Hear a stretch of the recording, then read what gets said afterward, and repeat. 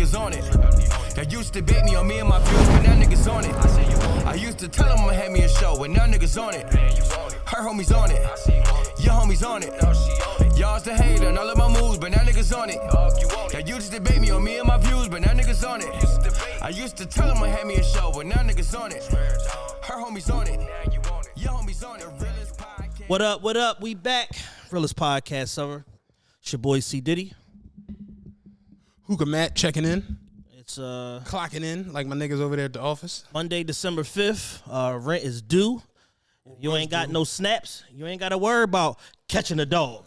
My biggest thing with rent, honestly, it's like, what did y'all do with the money I gave y'all last month? Yeah, it's like y'all just back. Like y'all need more. I got to pay for more usage. You see what I'm saying? This is trash. And I'm going there.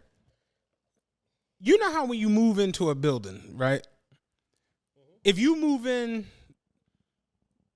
September 29th, right?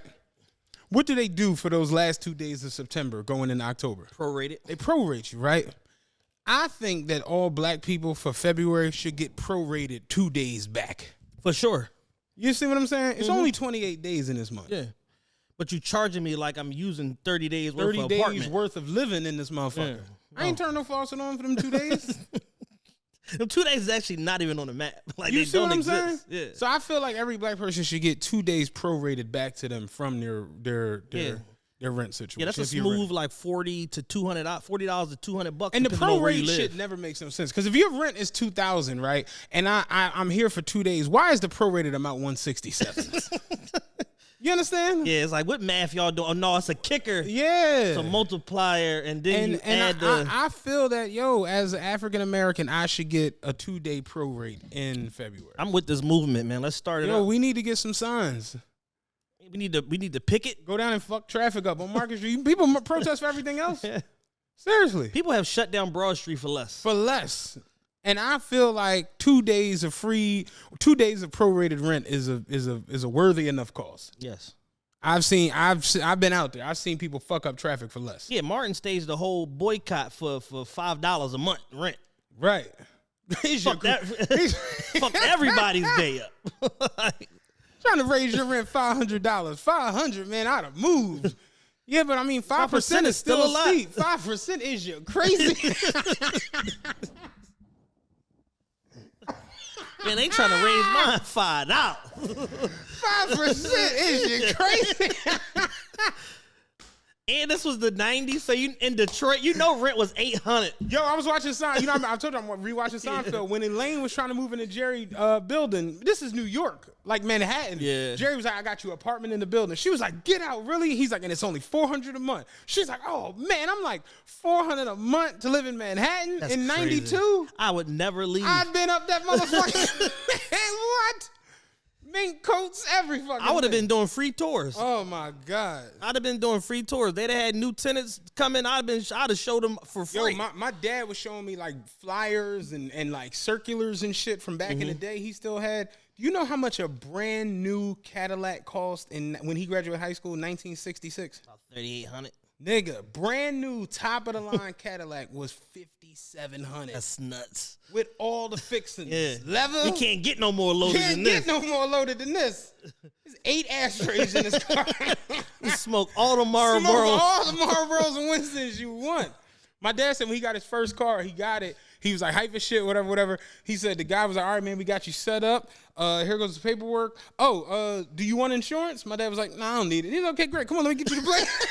Because insurance just wasn't a thing. It was optional. Yeah, it was optional. Until the 90s. Until the motherfucking I 90s. remember being a teenager, driving my first car. I'm 16 years old. I'm on 40th and Chestnut.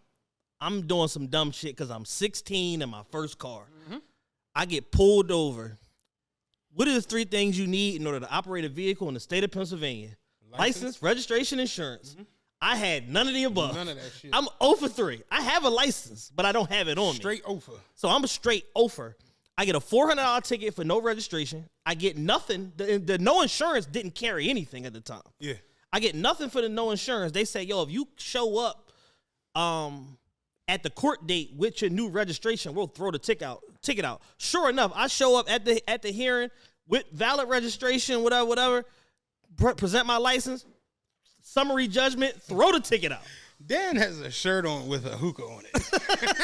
Because he's the hookah boss. I just happened to look up, like, I know that ain't a hookah on this shirt. Take this shit serious. You know what I'm saying? They talking, I live. Yo, because I thought it was like a Robert Graham. I thought it was, Robert Graham. Hey, Robert Graham making t-shirts? I can do weird ass designs. I'm like, oh no, that's a hookah on this shirt. That's funny as shit.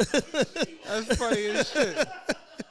But no, I remember getting a situation back when I had my first car. And you remember what was the insurance we all had back in the day?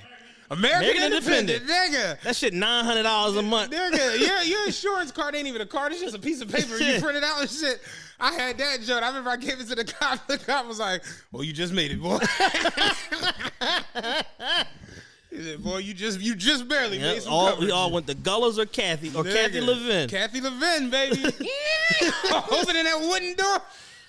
We gonna get you set up, American Independent. You 21. It's gonna be $3,800 a month. Down payment $1,400, and then $375 a month. Limited liability. State minimum across the board. Across the board. Don't hit nothing. When I used to work at Enterprise, that was our worst fear in life, was that somebody came in and was American Independent insured, or worse, got hit by somebody with American Independent. You waiting on the direct bill to get set up, nigga. God. It'd be the rental for 30 days. It'd be 29th day. They just setting the direct bill up. And they only set it up for 10 days. You got 19-day delta you trying to overcome. I remember the girl told me at Kevin Harden, she was setting it all up. She was like, now you have the minimum, which is $5,000 coverage. You want anything higher? I'm like, no, $5,000 is perfect. That'll get the job done. That'll get the job done. Then you realize you get out here like $5,000 is literally a fender bender. Yeah, no. Like, and your car is not covered for not shit. At all. Wild times, man. Yeah, we were some wild young teenagers. But yeah, my pop was showing me that shit, dog. I was looking at these old circulars. I'm talking about like steak, like T-bone steak was 14 cents a pound. Insanity. Insane. Oof. Bag of russet potatoes, 85 cents.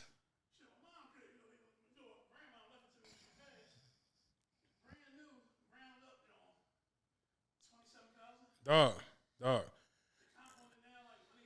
Nigga, I can remember when I was trucking coming through Georgia when they was like building up down there, Atlanta and all that shit. Mind you, it was 2006, 2007.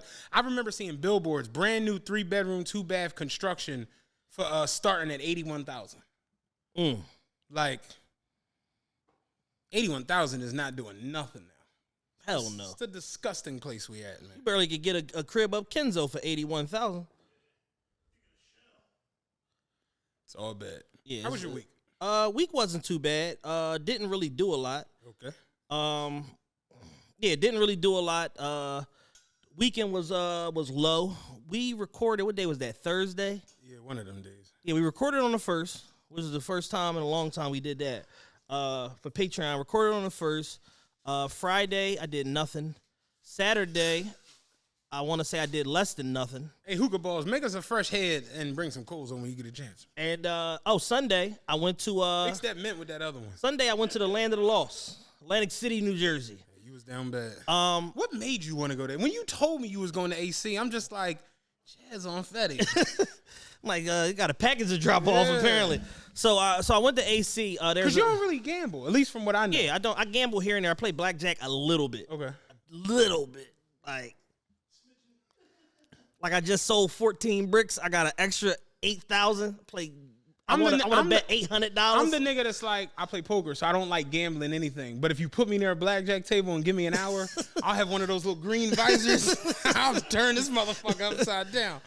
Right. So I go to AC because I find out that there's a Nobu in AC in the Caesars. So, you know me, Asian Chad. If there's a Nobu, I'm going to sniff this shit out. I'm going to find it. Now, me hearing that there's a Nobu in Atlantic City is like, I got my reservations. Yeah, it's almost like putting a diamond necklace on a pit bull. It's like I'm thinking it's going to be like Nobu Light. Correct. So, Nobu, Atlantic City, Caesars. Yeah, exactly. Like the grill. Exactly. Even though the grill is delicious and I love it. So, I make a reservation or whatever the case may be. I was going to go last Sunday, but just time got away from me, whatever. And the restaurant closes early on Sundays. Atlantic City, for those of you that don't know, is basically running a 2-day operation at this point, Friday and Saturday. other than Friday, Saturday, it ain't shit shaking the AC. It is dead as fuck, especially this time of the year. And the only people in Atlantic City on a Sunday night in December, when you should be home getting ready for Christmas with your family, are losers, drug addicts, and degenerate gamblers. And prostitutes. And the prostitutes was out. Yeah. I got some prostitute stories. Prostitutes was out. So I make my reservation. I didn't even check what's the pictures, none of this. They're being real secretive about this Nobu. They haven't even done like an official like grand opening to tell nobody that it's open. No email blast, no nothing. Now it's in the Caesars or the Hard Rock? In the Caesars. In the Caesars, okay. It's in the Caesars. So we get the AC, pull up. I'm early for my reservation. I get there 8:58, reservation 9:15. These motherfuckers text me at 8:38 like, nigga, is you coming? Like on that type of vibe. And I'm just like, this is getting off on the wrong foot before I even get here, because basically what this is already showing me is that the people that work here are more interested in pulling they 8 or they 10 and skate rather than like making sure that the user experience is where it needs to be, which if you're trying to run a 5-star restaurant, it's all about the user experience. It's not about like, oh, we work a set amount of hours and then we dip. Like that's not the nature of high-end dining service or whatever. Now, bear in mind, I've been to the Nobu in New York multiple times, going back 10, 11 years. I went to the grand opening of the one in Barcelona last year. This is one of my favorite restaurant chains and one of my favorite brands, and now they have expanded to opening hotels. They just opened up Atlanta. Yeah. They just opened up, I think Miami was like 2 or 3 years ago, and they just opened up Mexico City, I believe. So, and Barcelona was last February. So they're really heavy expansion. I would imagine that there's probably some VC money or some bigger conglomerate that bought the brand or whatever and is expanding them everywhere because of their like, you know, Asian palate and all of that, and the fact that it comes with a restaurant and it's a whole hospitality group. So go to the restaurant. I walk up. It's in the Caesars, like literally, like I can see the slots from where I'm at. This is bad. Like I can see the slots from like I'm walking past the slots, not even high limit slots, just regular old slots, loser slots, penny slots, Loser slots. I'm walking past them. Loser slots is funny as shit. You know why? The old people be connected to the slot machine. Oh, yeah. They card be clipped to them, and if he it's like life support. Yep. Yo, loser slots is crazy as shit. Trying to get that room on that cruise ship. Yeah, so Should be connected to the so I'm machine. watching, you know, some blue-haired grandmother with her card connected like a damn IV to the slot machine or whatever. So I come in. The setup is nice as hell because it's literally like they got it to where it's right on the water. At least part of the restaurant, like you can see, you know, the whole filthy ass Hunter Green Ocean or whatever the case may be, or whatever. So it's like, you know, as good of a view as you're gonna get in Atlantic City. Right. So I say, hey, you know, they sat us on like one of the other tables or whatever in the main dining room. I'm like, yo, could we get moved over here? They like, yeah, that area is getting shut down. And it was like a whole but it took like a whole conference before they came over and just said that. It was like the person that sat me down had to go talk to like the person that dropped your drinks off. They had to talk to the waitress. So and nobody wanted to be the one to be like, oh no, y'all can't sit there. I saw a tweet or a post, whatever, the other day that was going around. And was like, I hate people who give the waiter or waitress a hard time. And I get that and I understand that. I'm paying to come here and be here. So if I want something, one of the big things I will make not a scene, but I will address is the seating. If I don't like the table, I'm very quick with, am I gonna like sitting here or not? And if I feel like I'm not gonna like sitting here, I'm gonna request to sit somewhere else. Yeah. And my thing is like, I can understand the sections or whatever, but when they be like, oh, it's nobody working that section, and it'd be like, well, I'll tell you what, bring the food to this table and drop it off. And I'll walk it over and there. I'll come get it and take it over to the table I want to sit at. My thing is this, we're not eating in the fucking Lincoln Memorial. Yeah, this is not Westchester Calf. This isn't the Philadelphia Art Museum. This is a restaurant. It's fucking 2,200 square feet, maybe. Yeah. Maybe. Just bring the plate of noodles over here instead of over there. Yeah, this is not rocket science. Yeah, that's something very big for me. I've literally left places when it'd be like, oh, you got to sit here. Yeah, I'm out. I'll go somewhere. I'll leave. Yeah, I'll go somewhere. I had a situation like that at Double Knot a few months ago. Sampan, it happened with me. I had to drop the podcast card. It was lit. Yeah, we we was running late, so I dropped my girl off like right at the time. Dropped her off. Go in the restaurant. I'm gonna go park the car. I come back. I see her. She's sitting like, you know, in Double. Have you been in Double Knot? So Double Knot is connected to Sampan. If you ever see motherfuckers walking back and forth, that's where they're going. They're going to some shit upstairs or out back or some shit. Yeah, graffiti bar. Yeah. So I come in. It's like, all right. So Double Knot. When you walk in, boom. It's a bar to your left. It's like a reception area. Then it's a bar to your left, and then it's like 3 or 4 booths up against the wall. The real main dining room where the Robotiaki grill is downstairs. Okay. So I walk in. We supposed to be sitting in the main dining room. She's sitting at the very first booth upstairs. I'm like, what the fuck are you doing right here? She like, what do you mean? Well, this is where they sat me, blah, blah. I said, uno momento, por favor. I go over here I said, listen, yeah, I had a reservation for 9 o'clock 10 o'clock main dining room, this, and this. They like, oh, well, we didn't see it, this and this. I said, well, here's my reservation. I screenshot it. I said, somebody that works here in your system changed and personally changed my reservation. I got the notification on Resi. So somebody that works here sabotaged my reservation, changed it, and probably put one of their friends or whoever the fuck they put in here. But guess what? I'm not the one for that. I eat at Shosen restaurants all the time. They like, fuck, like. So they go in, they look. You're absolutely right, Mr. Fain. Somebody changed your reservation. I'm going to figure out who. We're going to get you a seat in the main dining room right now. They giving me, I get downstairs, they see this. They giving us first 2 rounds of drinks is free and this and this. And I'm just like, yeah, this is what I do. I go out and I eat at high-end restaurants. Yo, I know all y'all restaurants.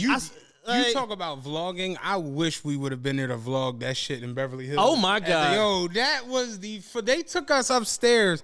We had a reservation for the penthouse at Mastro's. We got there and they tried to sit us in like the regular Mastro's. And you and me both was just like, as we was going up the steps, not to the penthouse, we was like, yo, like, and Lee and C was like, oh, okay, cool. This is cool. And I'm just like, no, this ain't cool. Nah, this ain't it. This ain't. And it was like, they said us try to sit us on like a busy ass area. It was like a crazy walkway and all this bullshit. And I was like, yeah, I'm going to go back and talk to him. Y'all all wait right here. And I went down the stairs like calm, chilly.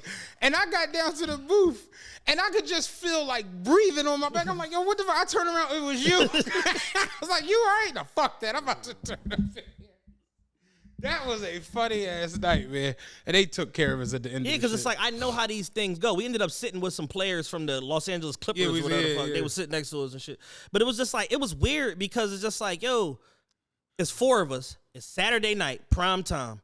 We pulling up in foreigns, the whole 9, whatever. I know what this is. Like, this is what I do. Yeah. I go to high-end dinner service all over the world.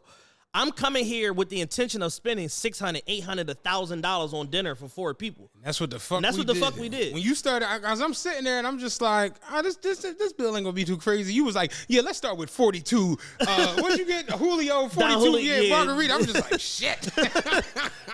Shit. All right, well that's out. Yeah, we gotta plug your mic. Our pergola. Me, Dan, and Dates went to pergola. This shit was $770. On a Sunday night, $770. And we got a pergola coming up that's probably going to be way more than that because this nigga drinks his ass off. So, yeah, it's just one of them things where it's like, yo, this is what I do. So, with that in mind, I'm at Nobu or whatever. Very mediocre service. They have like a condensed menu. And for those of you that have been, number 2, for those of you that have been like to a restaurant at a casino property that's like, in Atlantic City, in Atlantic City, or in Vegas, or whatever the case may be. For those of you that have been at a restaurant at a casino property that's not like a 5-star, 4-diamond casino property, what they're going to do is they're going to take the overall experience of that restaurant and try to encapsulate it into this skirted down menu or whatever, because the average person that's a real deal gambler that's at a fucking casino is not trying to pay $68 an ounce for like Wagyu steak or no A5 Wagyu. All I need is a slice. I just need to eat. Yeah, I just need some nourishment so I can get back out there. These are people that typically are used to like $29 surf and turf and like buffets and shit like that. We just all fucked up today. That shit was hot than a motherfucker when I grabbed this. Still hot. Yeah. HUD coming tomorrow. Burn the joint.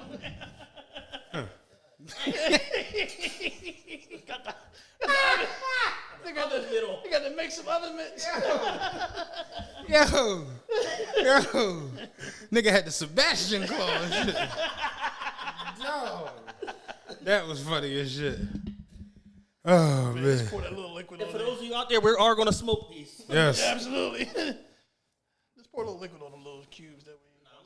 You got it. That is funny as shit. Yeah. So these people, typically that, spend a lot of time in casinos and shit, especially like middle tier or lower end properties, they don't give a fuck about what the food is. I just need food. I just need something to eat. I've been fucking at this motherfucking baccarat table for 62 hours. My phone been died. My wife left me. Phone definitely been died. My wife left me. You know what I'm saying? My kid told me I was a failure when my phone was on. I just need enough to eat to get back to like Reno, Nevada. So with that in mind, it's like, yo, take that and extrapolate it to Atlantic City, an extremely depressed market that basically since, what was that, Irene? Yeah. 10 years ago, Irene has been on a steady downward trajectory ever since. Irene and Trump. Yes. 40/40 club left. All of the Trump casinos are toast. There was a Trump fucked the whole joint up. Yeah. Yeah, if you get into it, like what he did with the construction workers, they never paid for a lot of that shit. Yeah. They literally, when they got to Taj Mahal, they set themselves off into a situation where they had to make more than $1 million a day to be in the black. Yeah, like after like 14 days, they was flipped upside down. Like no bullshit. Your casino has to make $365 million a year just to be in the black, like just to be able to like survive. Shit is crazy. Yeah, they set themselves up on a really bad precedent. So basically, the last 10 years has been on a downward trajectory, and there have been people that have come in and bought some of these, these properties and stuff like that, and tried to revamp them and beach clubs and this and all this to try to attract people to come back to AC, but people just don't care. So it's just not there. So it's like at this point, they're getting a little bit of traction from like from Memorial Day to Labor Day, and then the rest of the year is just a wash. I'm gonna keep it a buck with you. Like as things advance, other shit gets shipped out. It's what we talk about all the time when it comes to sports. At one point, AC was where you had to go to gamble. Was the Mecca. You had to go there to gamble. If you was on the East Coast, there were no casinos in New York. There was nothing in Valley Forge. There was nothing in Philadelphia. There was nothing in Delaware. You had to go to Atlantic City. I remember that when we first started gambling. If you wanted to play poker, you had to go down the water. Yep. I remember that shit. And then as time went on, you realized like, yo, what happened to Caesar's Poker Room? What happened to Showboat Poker Room? My first tournament I ever played was in the Showboat. That joint was just, and I remember the first tournament I ever played, no bullshit. It was 117 people, and I came in like 114th place. Like I was out fast. Yeah. Seriously, my first tournament I ever played. And I couldn't believe just how many people it felt like it was in the room. Like it was like, yo, 300 people in there because there's cash games going on, live games, all that shit. And then as time went on, you realize Delaware Park open, Dover Downs open. Then Philly got in the mix. Philly had Harris. Philly had Parks. Then Sugar House. And you don't have to come the fuck down here no more for this. Just like go down the street. With sports betting, you had to go to Delaware Park.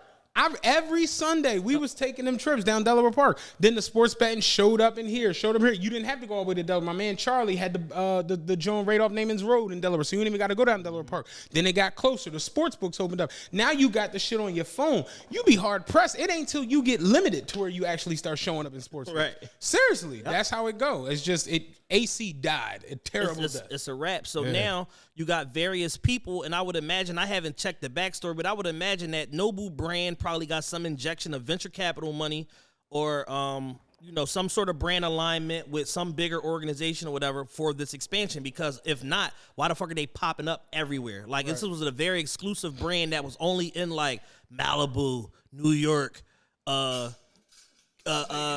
Vegas, Cabo, like just certain places, strategic markets around the country, and now they're popping up like W's, like fucking everywhere. Yeah. So with that in mind, and it being a whole hospitality group, you got this restaurant or whatever. So they did this condensed like menu, completely different than their menu that they had in Barcelona. And keep in mind, America, Europe, literally apples and oranges when you're talking about food consumption because they have different rules and regulations on what you can feed people and the no preservatives and all of that shit that they have over there that America just feeds you the fuck whatever. So it was pretty much like a super heavy seafood dominant menu, lot of sushi options and stuff like that, which was cool. And overall, 2 people. What is it? 2 sushi appetizers. They had this honey truffle corn, amazing. She was all off the charts. I had the beef tobiyaki. She had the spicy creamy crab or whatever. She said it was like a 7 out of 10. 1 round of drinks, $245. Ain't bad. Not bad. So it's like not bad, not terrible. You know what I'm saying? All in all, with the tip, I'm at like $290, $300 or whatever.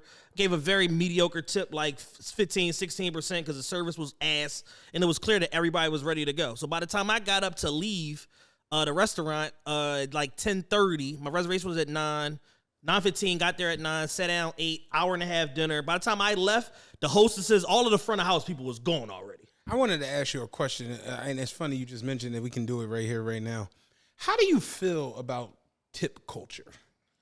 Do you feel like it's gotten a bit corroded?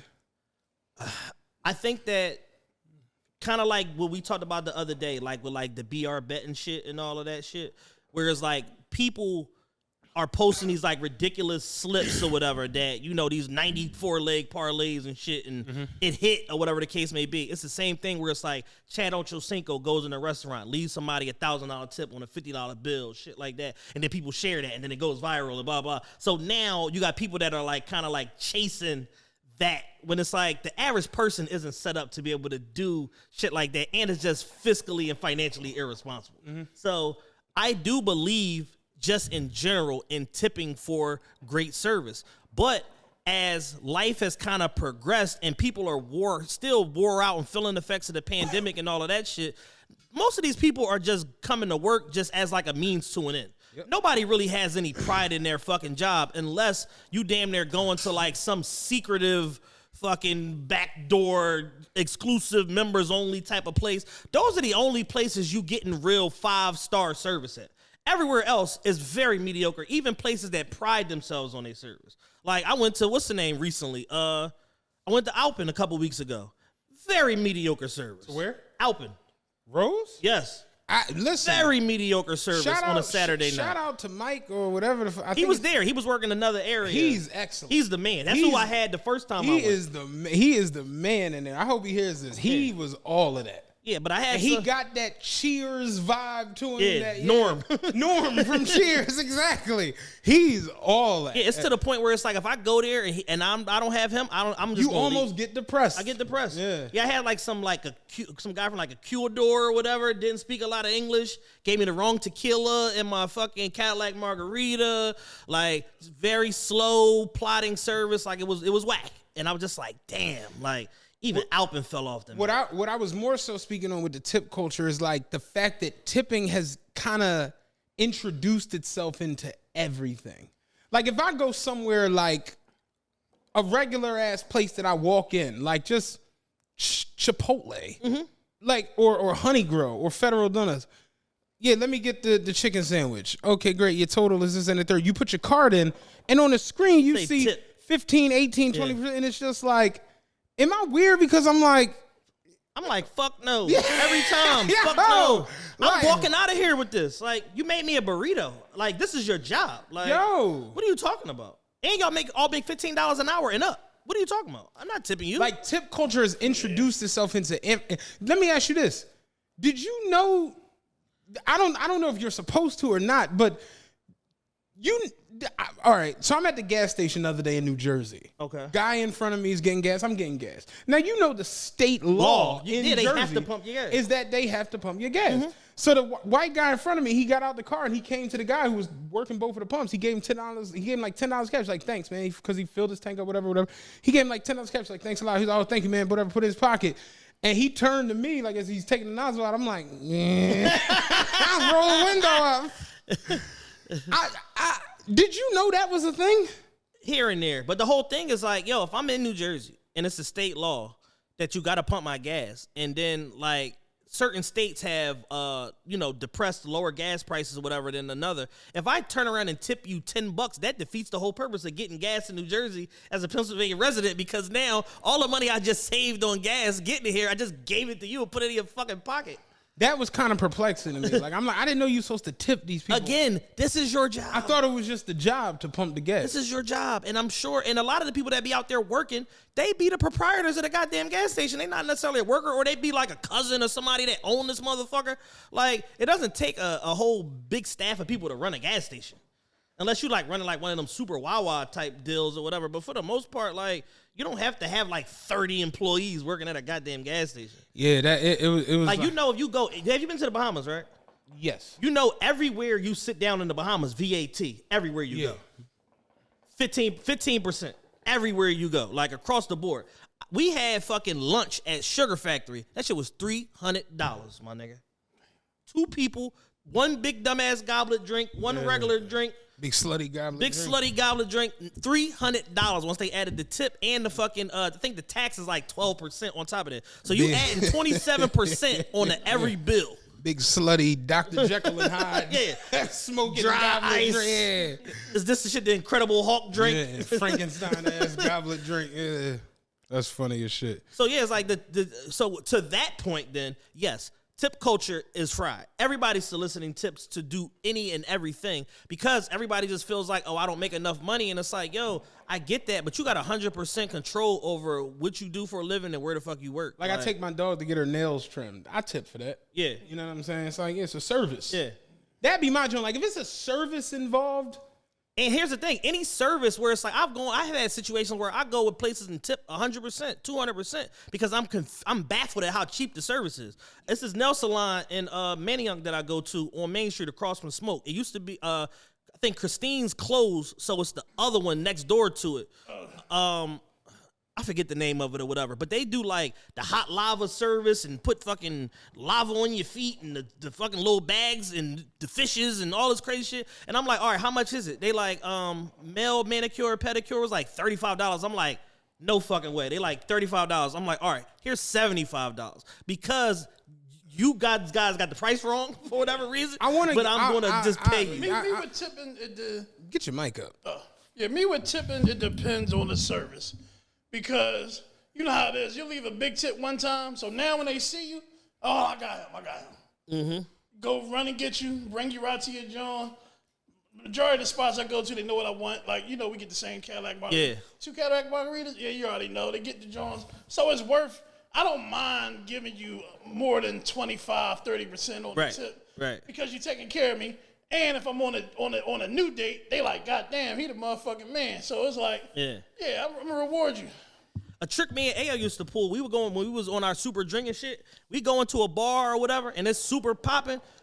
We walk right in the bar, grab the corner or whatever part of the bar we going to take for the night. Hey, bartender, hey, come here, let me holler at you. Here go $50. That's yours.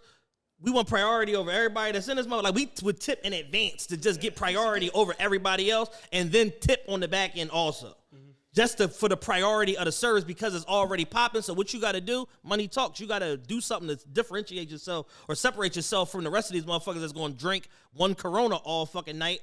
And I don't need whatever other random jackasses coming up to the bar jumping in front of me. So yeah, I'll pay for that. When I'm going in somewhere where I'm physically paying at a screen for something, I'm not tipping for that. I don't care. Hell no. I'm not donating to kids. I don't care about UNICEF. Yo, I went to Rite Aid the other day. They robbed me, dog. I went in there. I bought like some simple shit. They did the roundup on me. It was like $3. Yeah. I'm just like, yo, do you want to round up to save the kids? Fuck them kids. Dog. It's 1746. The girl at Wawa was loud as shit. She was like, "Wouldn't you like to donate $1 or something to feed the kid?" I was like, no, I would. I'm not gonna hold you. I barely covered. No, I wouldn't. I barely covered this 17 I'm spending in Wawa I barely right now. got the money that I'm spending on me. I got 23 in my checking. I'm barely making the Wawa transaction as is. No, I don't want to. I absolutely don't want to. This is a terrible idea if I donate today. Yeah. Would you like to donate $1 to the roads in Wisconsin? No, I would not. Like, that shit is crazy. I would like to donate my foot in your ass. You keep asking me this stupid ass nonsense. Bro, I stole 2 donuts in my hoodie, like because I knew I couldn't pay for it. I did some super petty shit the other day. I went in Rite Aid up in Exton or whatever, and I needed CVS, and I needed a battery for my remote for my BMW, and I went and looked, and the battery was like $6.99. I was like, I'm stealing this shit. Put that shit right on my sleeve in my hoodie, walk right the fuck out. I paid $7 for this low ass battery. You kidding me? Jerry and George was in a convenience store. George gave the girl a 20, and she gave him back change like he's paid with a 10. So he was like, "Yo, you owe me $10. Like you gave me the total was 8. You only gave me 2."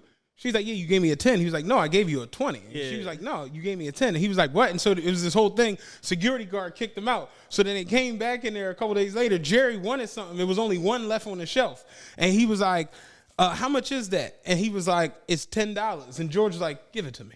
And he was like, "What are you doing?" He's like, "Just give it to me." He was like, "Can you not right now, please?" Like, and George was like, "No, give it to me." So he put it in his coat. The security guard came up, was like, "What's in your coat?" He's like, what are you talking about? What's in your coat? So he snatched it out of his coat, was like, "I remember you." And George's like, what are you doing? So he took George off or whatever. So the guy, he took it and put it on the counter, and he took George to the back. So Jerry's standing there with the worker and was like, "Okay, it was only one left on the shelf. Is that evidence now?" Because I still want to find it. Still need that. Is that evidence now? Yo, man, real shit. The other day in Wawa, I was trying to scan the hash brown. If it don't scan, it's free. Yo, I'm at the self-serve joint. That joint would just not scan. I'm like, yeah, I'm putting this in my pocket. Yeah, it's You know what free. I'm saying? I don't know what y'all want from me. Yeah, I tried. Y'all trying to hold me to a higher human standard than necessary. Like, I'm just taking I it. tried. Overall, though, wrapping it up, what do you rate the Nobu? I give it like a 7 out of 10. I'm definitely not going back. Okay. Maybe in a group setting or something like that. But then again, it's like, why would you want to take a group of people to AC? Yo. Respectable group of people to Atlantic City. It's like, yuck. And then I left. We stayed at the Harris last night. Not at Harris. I'm sorry, Hard Rock last night. The Hard Rock was popping.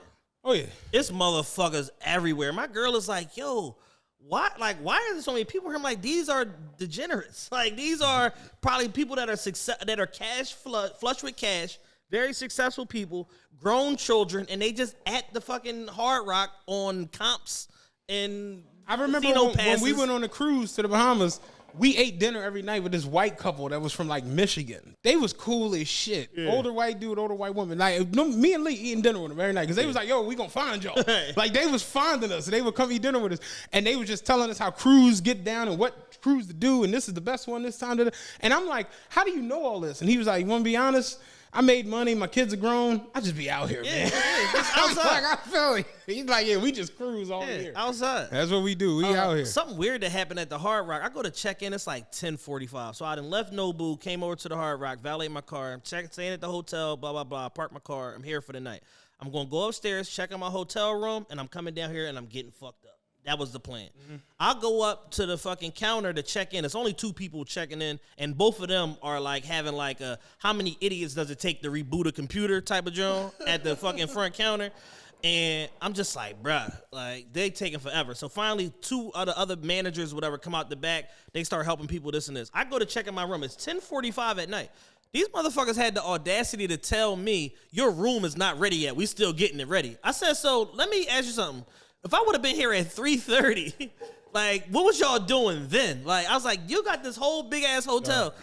So the one room that's reserved specifically for me is just not ready. Like, how does that work?" And it was crazy because the guy that was like next to me is like an older guy. He had one of them little rascal scooters and shit, and he was laying into them. He's like, "This is bullshit. Every time I fucking came here at 3:30. Y'all told me y'all gonna send me a text message. I go fucking gamble. 5 o'clock, they send me a text message. It's 10:45 now." He's like, "I go upstairs a couple minutes ago to go to my room." Like, he's a true degenerate. Yeah. I go upstairs to go to my room. It's still fucking dirty. Like, you gotta give me something, man. Yeah. Dinner, anything. Something. Like, he was hot. And I'm just like, yo, how do you tell somebody with a straight face at 10:45, your room not ready yet? Check-in time was at 3. Yeah. Damn, oh, man. Now that you said him complaining, you could have got lifetime ambassador for that situation at the W. Oh, yeah? I know somebody that parlayed his joint to be a lifetime ambassador. Damn. Thanks for telling me now. I got the points. I was gonna say, I was gonna ask you, did they ever give you your They points? did. They gave me, and the dude was like, because it took so long, they gave us extra points. Oh, nice. Because they used, I'm gonna give you 80,000. He gave us 100,000. Oh shit. Yeah. So I got my 80 back plus a bean. Okay. So you figure I used like 115 at St. Regis in New York. Yeah. So got a free St. I'm gonna just go. I'm gonna book a And room. then when I got to St. Regis, our room wasn't ready. They was like, give us an hour. We're going to upgrade you, though. Yeah. And that was how I got the room with the butler and suite all that and shit. all that Yeah. Yeah, I think I'm gonna just go to the W and like stash like a mouse or something under the pillow. You ever seen Tower Heist? Yeah. Eddie Murphy was like, come on, y'all, I'm taking everybody to lunch. And it was like, yo, you said you were broke. Is this on us? He was like, no, eat up, get whatever you want. He had a roach in a baggie. He's like, lunch is on me, fella. That nigga brought a roach in a baggie. Like, lunch is on me, fella. Stick a mouse underneath my pillow. Eddie Murphy really funny as shit. Remember he had the Puerto Rican girlfriend in there, and she was cursing him out in front of the couch. He's like, you know I don't know what you saying, bitch. She was yelling all that Spanish shit at him. Oh, you know I don't know what you saying, bitch. Shout out to Eddie Murphy. He got a new movie coming out with Kenya Barris wrote a new movie. It's starring Eddie Murphy and Jonah Hill. I know it's gonna be I'm like, I hilarious. know that's going to be, and it's called You People. So I know that's gonna be The funny. roach technique, a friend of the show, Sam Have No More, he uses the roach technique. Okay. That is funny as shit, man. Gonna eat good tonight, man. Yeah, eat up, Big baby. lobsters. Big lobsters. Eat up, baby. Put this roach right in this shell after I get done. Like, I'm gonna ask you something. What's this? What the fuck is this? What the fuck is this? I don't know what that is, sir. You got to make a scene. Get out this little $900 bill. That is funny as Flip shit. the table over, Jack. Before we get into the actual topics, Yes. well, we've already wasted 40 minutes. Live show, January 16th. No, January 22nd. January 22nd. It's our I don't know what's show. happening on the 16th. No, it's our I think sixth. that's Martin Luther King Day, probably. No, I think that's the 18th. No, Martin Luther King is the 16th, I think. Yeah, it is. Is it? Yes.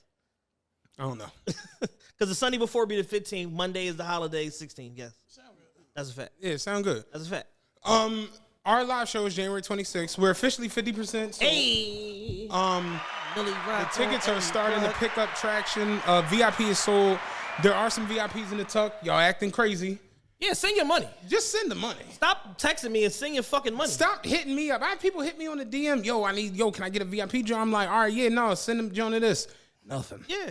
And it's just like, yo, leave me alone in the first place.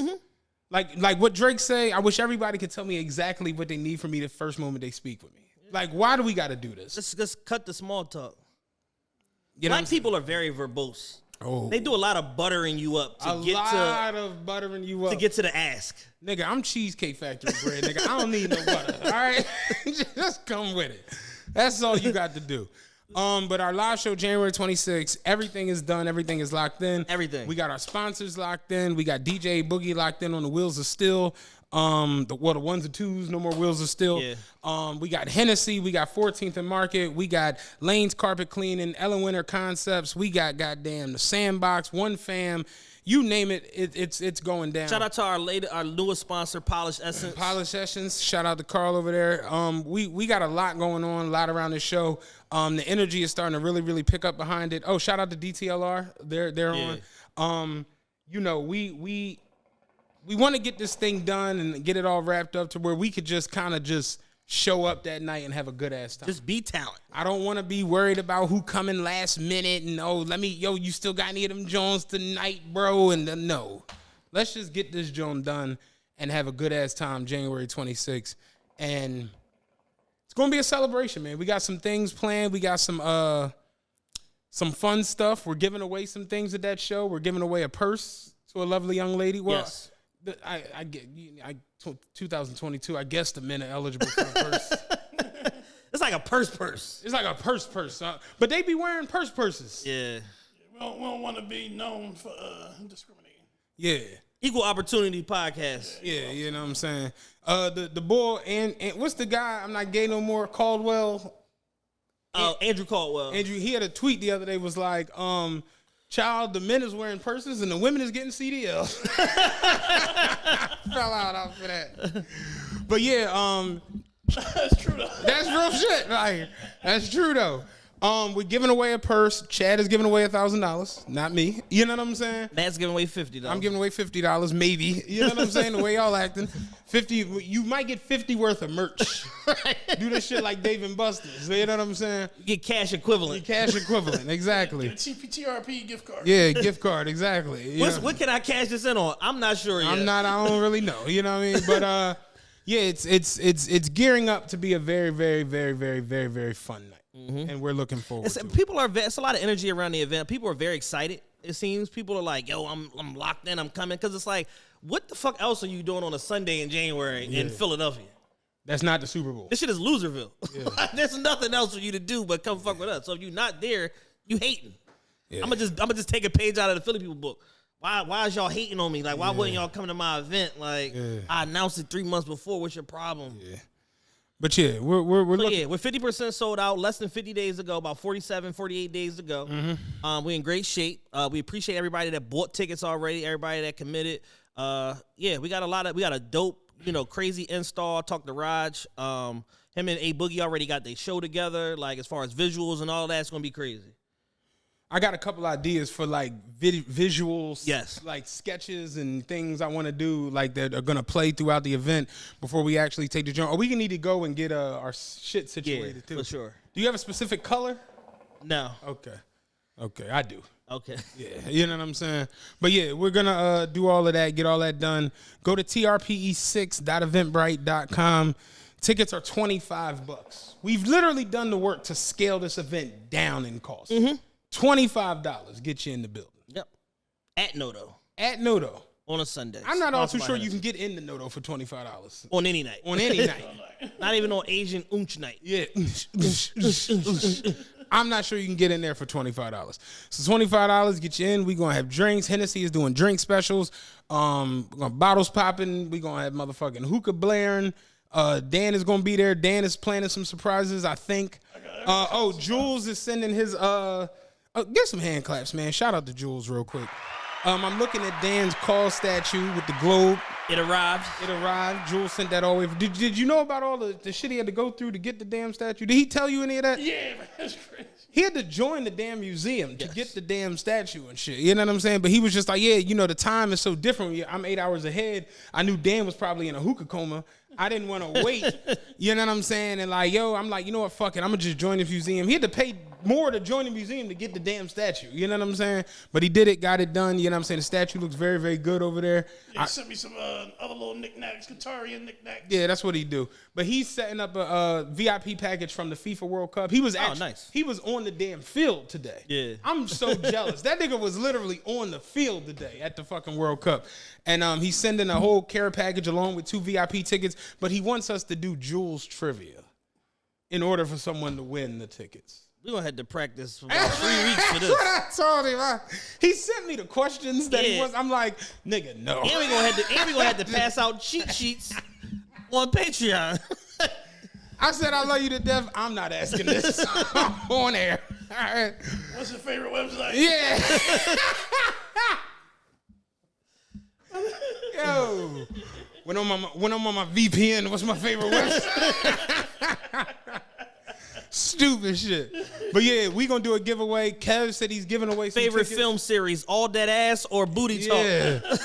Kev said he's gonna give away some tickets. Nice. I'm putting Dunbar on the spot. He's giving away some tickets too. I haven't confirmed anything with him, but he's doing Nothing's that too. confirmed. Nothing's confirmed with him, but he's doing it Heard too. you just got another bonus. Yeah. Heard you just got another bonus. Give away some tickets. Giving away some tickets, baby.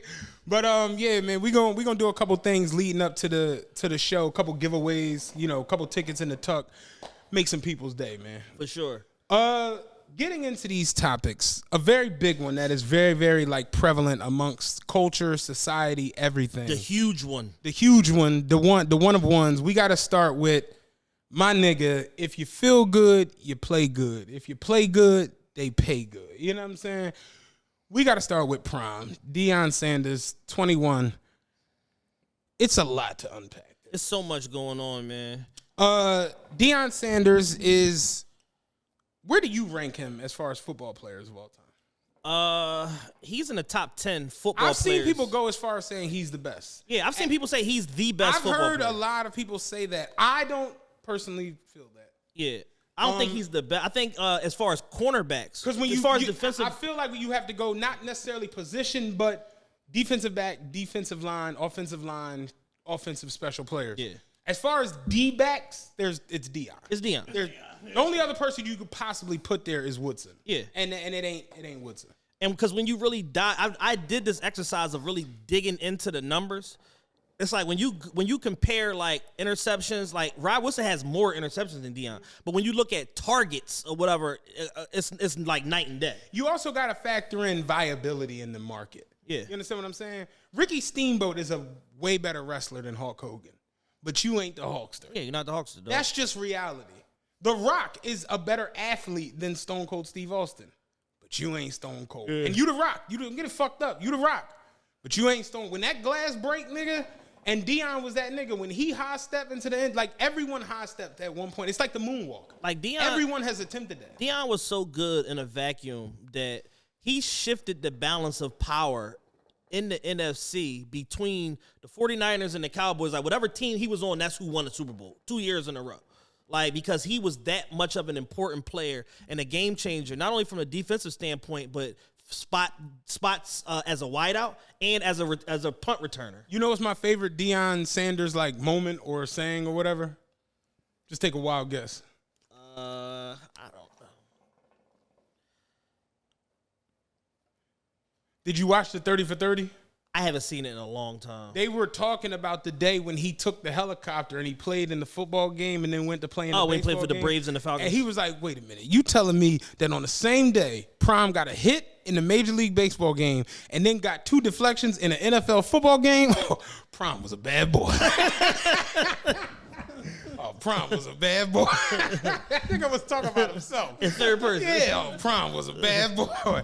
I fucking love Deion Sanders, man. So Deion Sanders took the head coaching job at Jackson State 2 years ago. And 3 seasons ago. 3 seasons ago, finished out this last year. This is his 3rd year.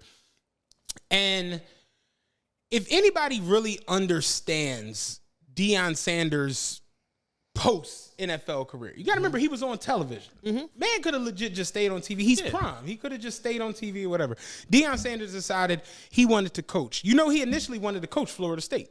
They wouldn't let him. Yeah. He wanted to coach the school he went to. They would not let him.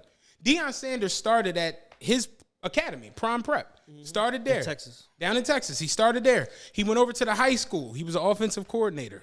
Went there. They won a championship. He left from there and went to Jackson State. 2 SWAC championships, 2 back-to-back joints. Last year finished with a perfect season. He's in this season this year, and he tells them, like, you know, they had all this shit. He sat the players down and told them, like, listen, I've taken a job at Colorado. And he basically broke it down to him why he's doing this. Yes. Like, what is on his agenda, what he's doing. And this news came out this past weekend that that they were going to announce that he was taking the job, and black social media lost their shit. I've never seen this many people discuss anything surrounding Jackson State University. In such intricate detail with so many bad takes. And there's so much nuance. Like at some point, black people got to ingratiate themselves in understanding nuance and perspective, and also understanding how to read like certain hidden messages within stuff, and not just being so emotionally unhinged that whatever you think becomes what it is, and not assessing the full situation. Coach Prime, Deion Sanders, was very clear that his ultimate goal is to become an NFL coach. From day one, he made that very clear. When he was as a high school coach, he prepared his players for college and for the pros. As a college coach, he preparing his players to go to the pros. He was able to start to swing the balance of power from Power 5 schools as far as one recruit at a time, and getting some of these top 10, top 5, 5-star recruit players to at least consider the HBCU route, because I'm going to create an economy over here to make it viable to where as long as your numbers check out as far as like your talent, your skill, and your measurables are there, I'll make sure you on TV every Saturday. I'll make sure that, all of the top NFL scouts is here for your pro day.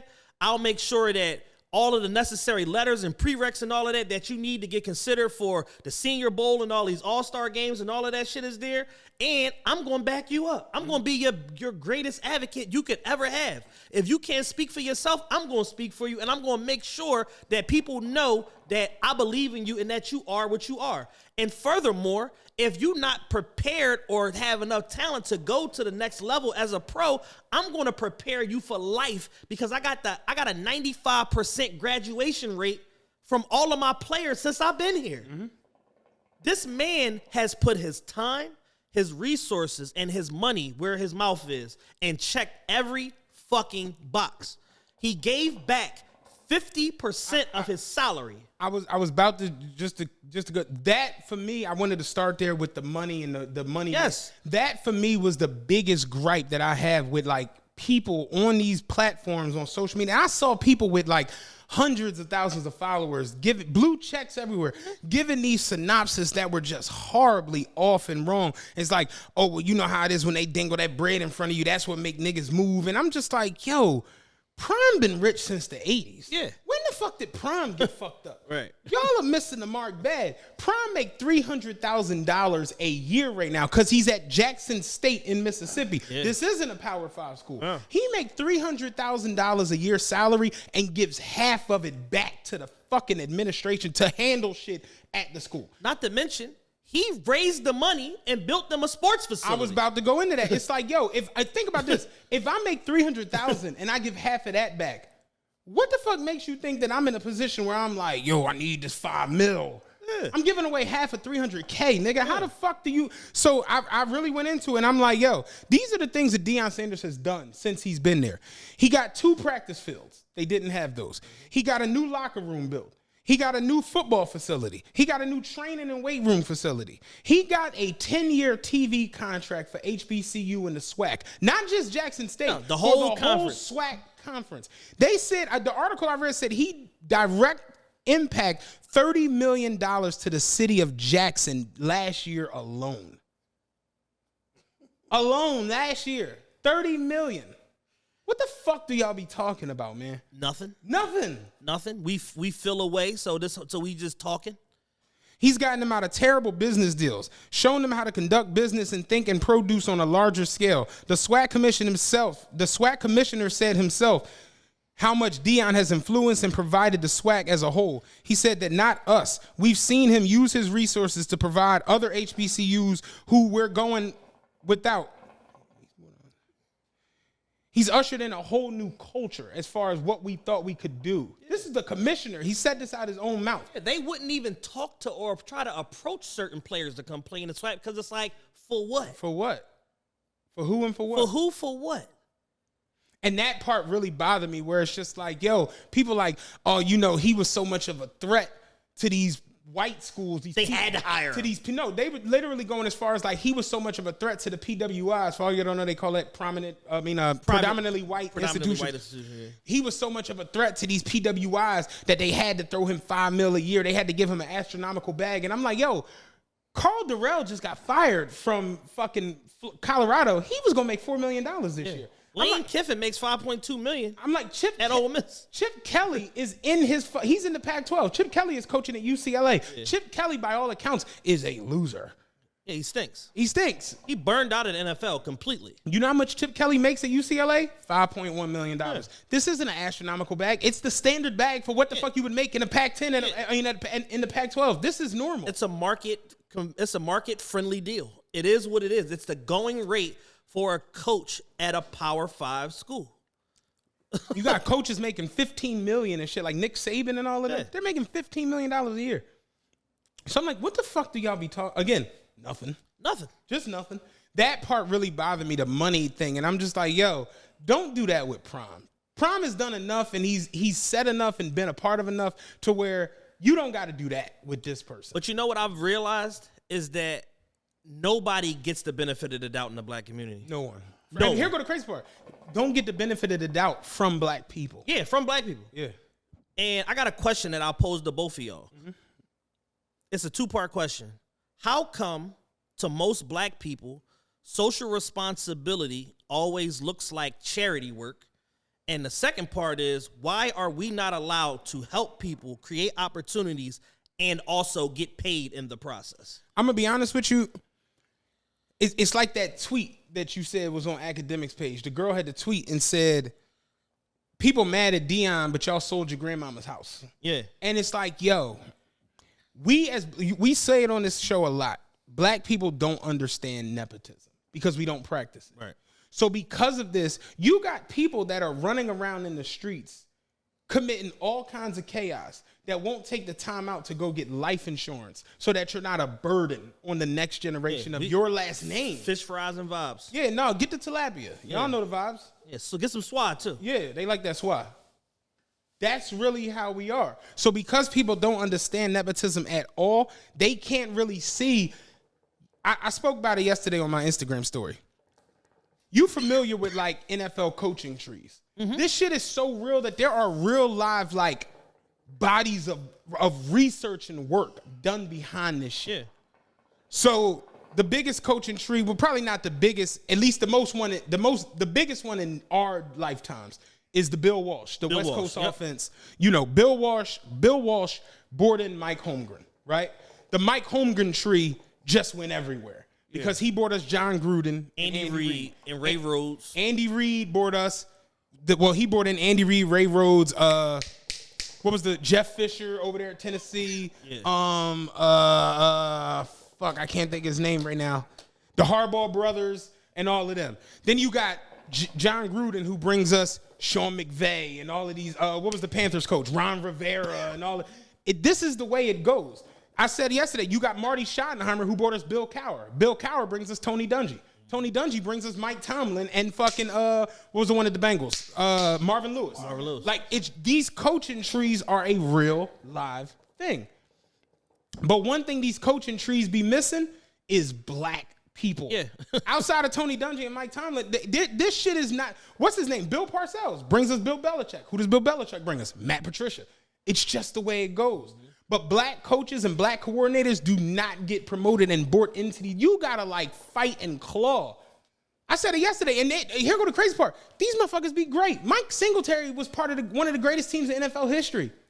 The Chicago Bears. He was part of one of the greatest teams ever. Mike Singletary took the Niners to the Super Bowl. Mike Singletary got on that mic. Remember him and Vernon Davis? Can't win with him. Can't coach with him. Yeah. Won't have him. You know what? Last time I seen Mike Singletary, he was coaching the Memphis Express. Like, get out of here. Yeah, black coaches are not allowed to fail forward. Lovie Smith won Coach of the Year. Took the Bears to the Super Bowl. Just got rehired by the Houston finally, Texans dog. because they hired the wrong nigga and everybody lost their shit and was like, what the fuck are y'all doing? And it was like, Lovie Smith. Yo. What niggas we got around this joint we can hire? You are not afforded the same luxury. So it's like, yo, if Dion has this mesmerizing personality and he's done all of these great things at the prep level, the high school level, now the fucking SWAC conference in Mississippi, and now he gets a chance to go to a P5 and run the show. What happens if he gets Colorado into a bowl game in the next Colorado was 1-11 this year. What happens he gets them to a bowl game appearance? Because you know the Pac-12 last year was Utah and who's playing against Utah? Fuck. USC.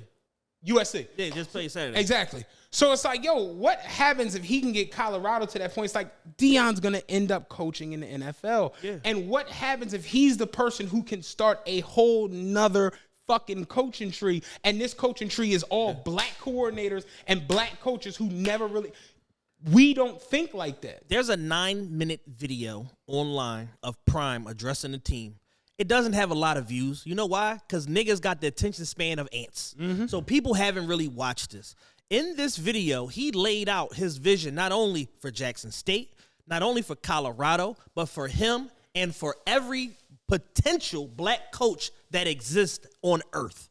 He said, my mission in life is to create opportunity, not just for you guys as players to go to the next level potentially or to be productive members of society. My mission in life is to create opportunities for black coaches. There are 700 head coaching opportunities in Division I football. 4% of them are black. Of those 4%, 4 black coaches, Dan with the phone. Of those 4%, of black coaches, 4 just got fired. And nobody's talking about hiring a black coach to replace the black coaches that they just had. He said, college football is 70% black athletes, no matter where you go. P5, Division I, Division II, Division III, SWAC, wherever you go, it's 70% black athletes. There's a disparity between the coaches and the athletes. Always. That's a problem.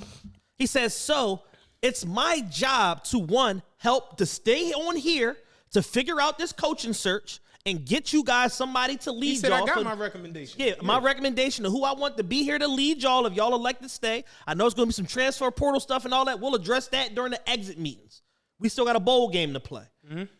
However, I go to Colorado, I got full control. I get to assemble my staff. I get to put together all of these pieces. And if that works, I get to groom the next round of offensive coordinators, assistant head coaches, defensive coordinators, special team coaches, and potential head coaches on this level and on the pro level. Because they know when people come from my program, they're going to be prepared to handle these jobs. So that's my job.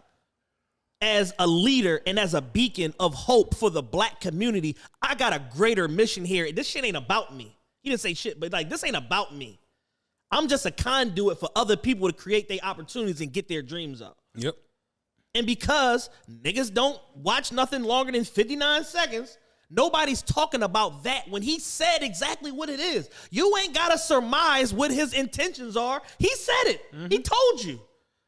But this is what niggas do. Niggas draw their own conclusions and they repeat it so much in they echo chambers that they believe that that's just what it is. Yeah, we run with conspiracy theories more than anything. Oh my God, man. Like, seriously, we run with conspiracy theories more than we run with actual facts. Kev Harden, our brother, one of our closest friends, Our legal counsel. said it months ago. It's annoying how prone black people are to conspiracy theories. He said this shit is sick, it's twisted, and it's downright annoying because all of the facts be right there and people will jump over the facts of the matter to explore their own biases with these fucking conspiracy theories because it's easier to believe rather than, no, this is what ABC happened and then D is the end result. That's too hard for niggas to process, so they'll just jump over all of that and just make up their own shit. Kev had a post yesterday on Facebook. Oh my God. Chef's kiss. Yeah, I was gonna Amazing act like I wrote it. Right. You know what I'm saying? But I'm gonna go ahead and give Kev his props. You want me to read it? I'm gonna read it. Kev is a writer. He's like you. Y'all some writing ass motherfuckers, man. I'm not with the writing. I'm more off the cuff. The seeing this though makes me think like, damn, Kev probably is real good at the like Legal briefs and yeah. I could see him putting together a real tough to beat. a real good like opening speech. Oh, you one of the well-spoken niggas. Yeah. I always wonder how One of them learned niggas. And it's funny because I always wonder how Dunbar do his joke. Because I imagine Dunbar like for his opening. Yo. Y'all good? The evidence will show and shit that y'all was fucking around. And when you fuck around, you find out. Yeah. Exhibit. I introduce Exhibit A. I gotta Here's the get access. Dunbar and Kev to do this dance for you that they was talking. You got to see the shit. So they gonna know exactly what I'm talking about. But yeah. Kev said, do people realize that Jackson State University is a state-owned university? Yes, it is an HBCU, but it is funded by the state of Mississippi and governed by the Board of Trustees of the Mississippi State of Institutions in Higher Learning. The university doesn't have its own board. One board governs all the universities. The president of Jackson State is hired by the board. I imagine that the president of JSU can also be fired by this board. I keep seeing people expressing disappointment or disdain that Deion Sanders fled from us, in parentheses, to them, in parentheses. The implication is that we own this school, a vestige of chattel slavery and Jim Crow that we have made our own by tradition through necessity. Simultaneously, I see people countering the negative takes on Deion's move by highlighting all of the improvements he brought onto the program, again, and the sacrifices he made them. Doing work that Mississippi's elected leaders have never done, which is bring equity to the state, separate but equal system of education.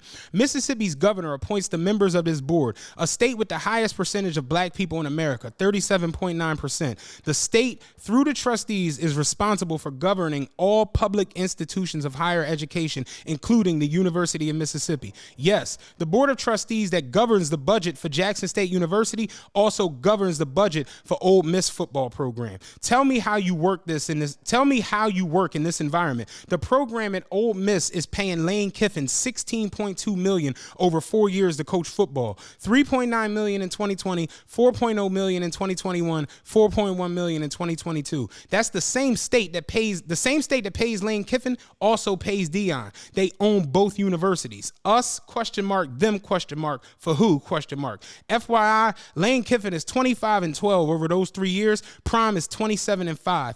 Kiffin gets 10 times Dion's salary. Maybe they should be rivals. Conflict of interest, maybe. Imagine how many other differences there are between the programs and universities. Prime can't change Mississippi's system of higher education, and he damn sure ain't responsible for the inequities between the PWIs and the HBCUs in the South. So why should it be his job to fix them? Y'all got smoke for the wrong people. Here you go with your facts. The realest podcast ever.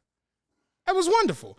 And it's just like, yo, at the end of the day, he did as much as you possibly could do. What else could he do? What else could you possibly do? You have an opportunity to go to a bigger stage, a bigger platform, and do more showing and proving. Mm-hmm. But I said it the other day. Niggas only allow one person to elevate, and that's Jay-Z. That's it. He's the only one. If anybody else tries to do anything, it's what the fuck he doing that? When 50 started the TV show, what the fuck he doing this shit for? They got 27 TV shows. Then you look up and 50 got 80 goddamn shows and movies. He's the Black Dick Wolf. It's the Jay-Z's the only person where Jay-Z could come out tomorrow with a pasta sauce and no one would question the shit. Damn, no, the new Hove sauce is good as shit. Seriously. Roma tomatoes. Yeah. I get the rigatoni, nigga. I put the Hove sauce is good. Carbone ain't got shit on Carbone Hove. ain't got nothing on the Hove sauce. Oh, Jay-Z the only one that's allowed to elevate. We don't understand it as a culture. Just going to the next level and kicking open the next door. Because you know why? We all cool in our minds because Lil Baby just got a Lambo. Mm-hmm. We as black people are forced to live vicariously instead of actually wanting better things. Absolutely. Then they gonna say, "Oh, I wish you'd have stayed longer." And keep being undefeated. Where's the growth at? I've literally gone undefeated in this. Like the boy was like, he ain't swag. Nigga, I'm more swag than you because I'm tearing this motherfucker up and doing more for the swag conference than you. I created the economy. I created the whole economy around you the just swag. a nigga that coach here. What the fuck do y'all be talking about? You would like the best take. I got y'all on TV now weekly. For 10 years. For 10 years. What are you talking about? Yeah, because I leave, that doesn't go away. ESPN don't get to be like, oh, Prime gone? Oh man, rip this shit. These niggas off TV. No Prime leaving. like no. These niggas off TV.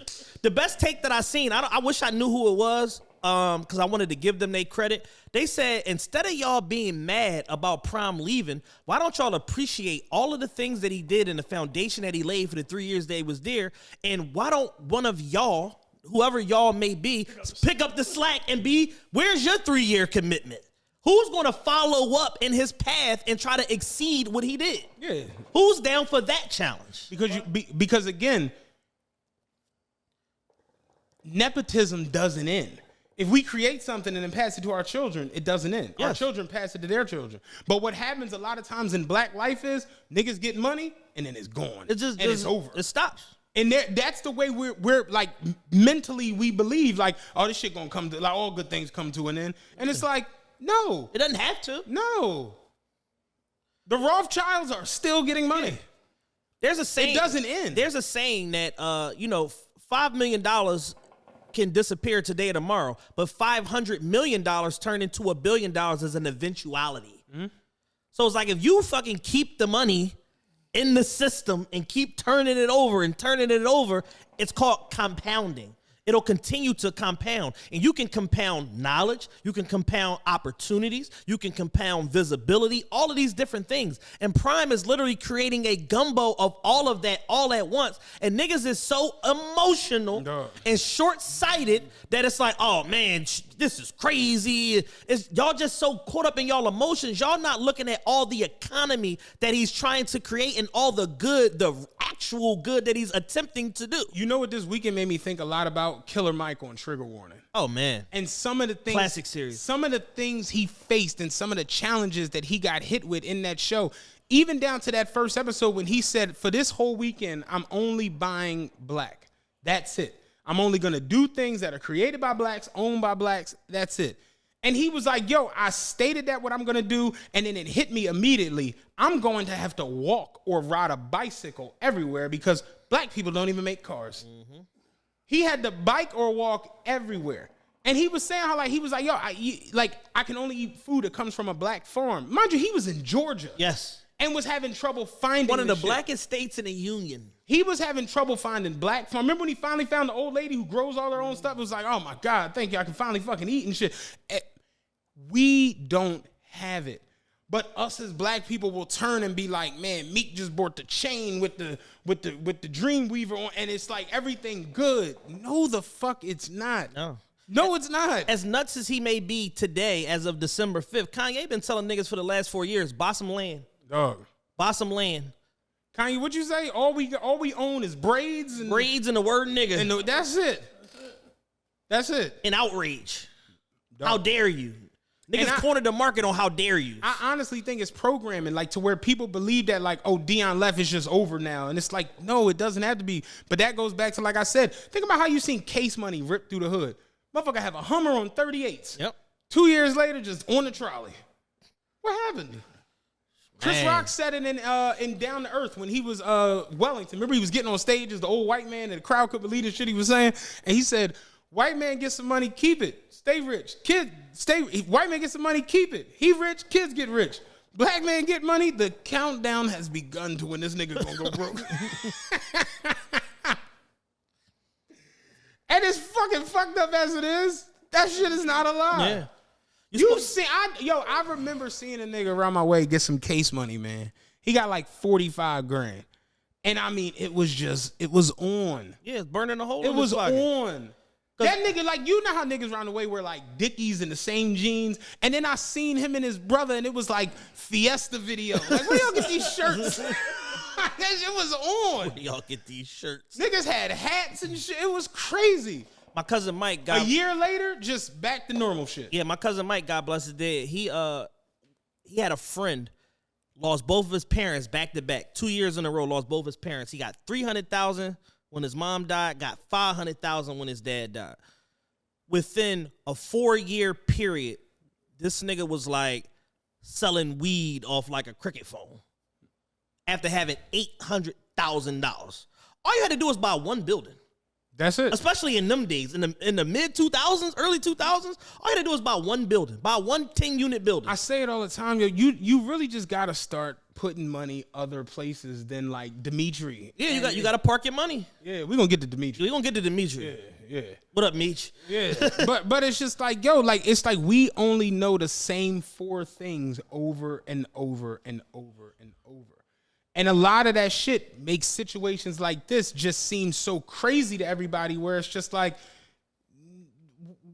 what if Deion comes with the next Lovie Smith and the next Tony Dungy and the next Mike Vick? Mm-hmm. You know, because these people don't get those same opportunities. Fuck no. You spoke about nepotism. He's already said Shador, his son, is going to be the starting quarterback at Colorado.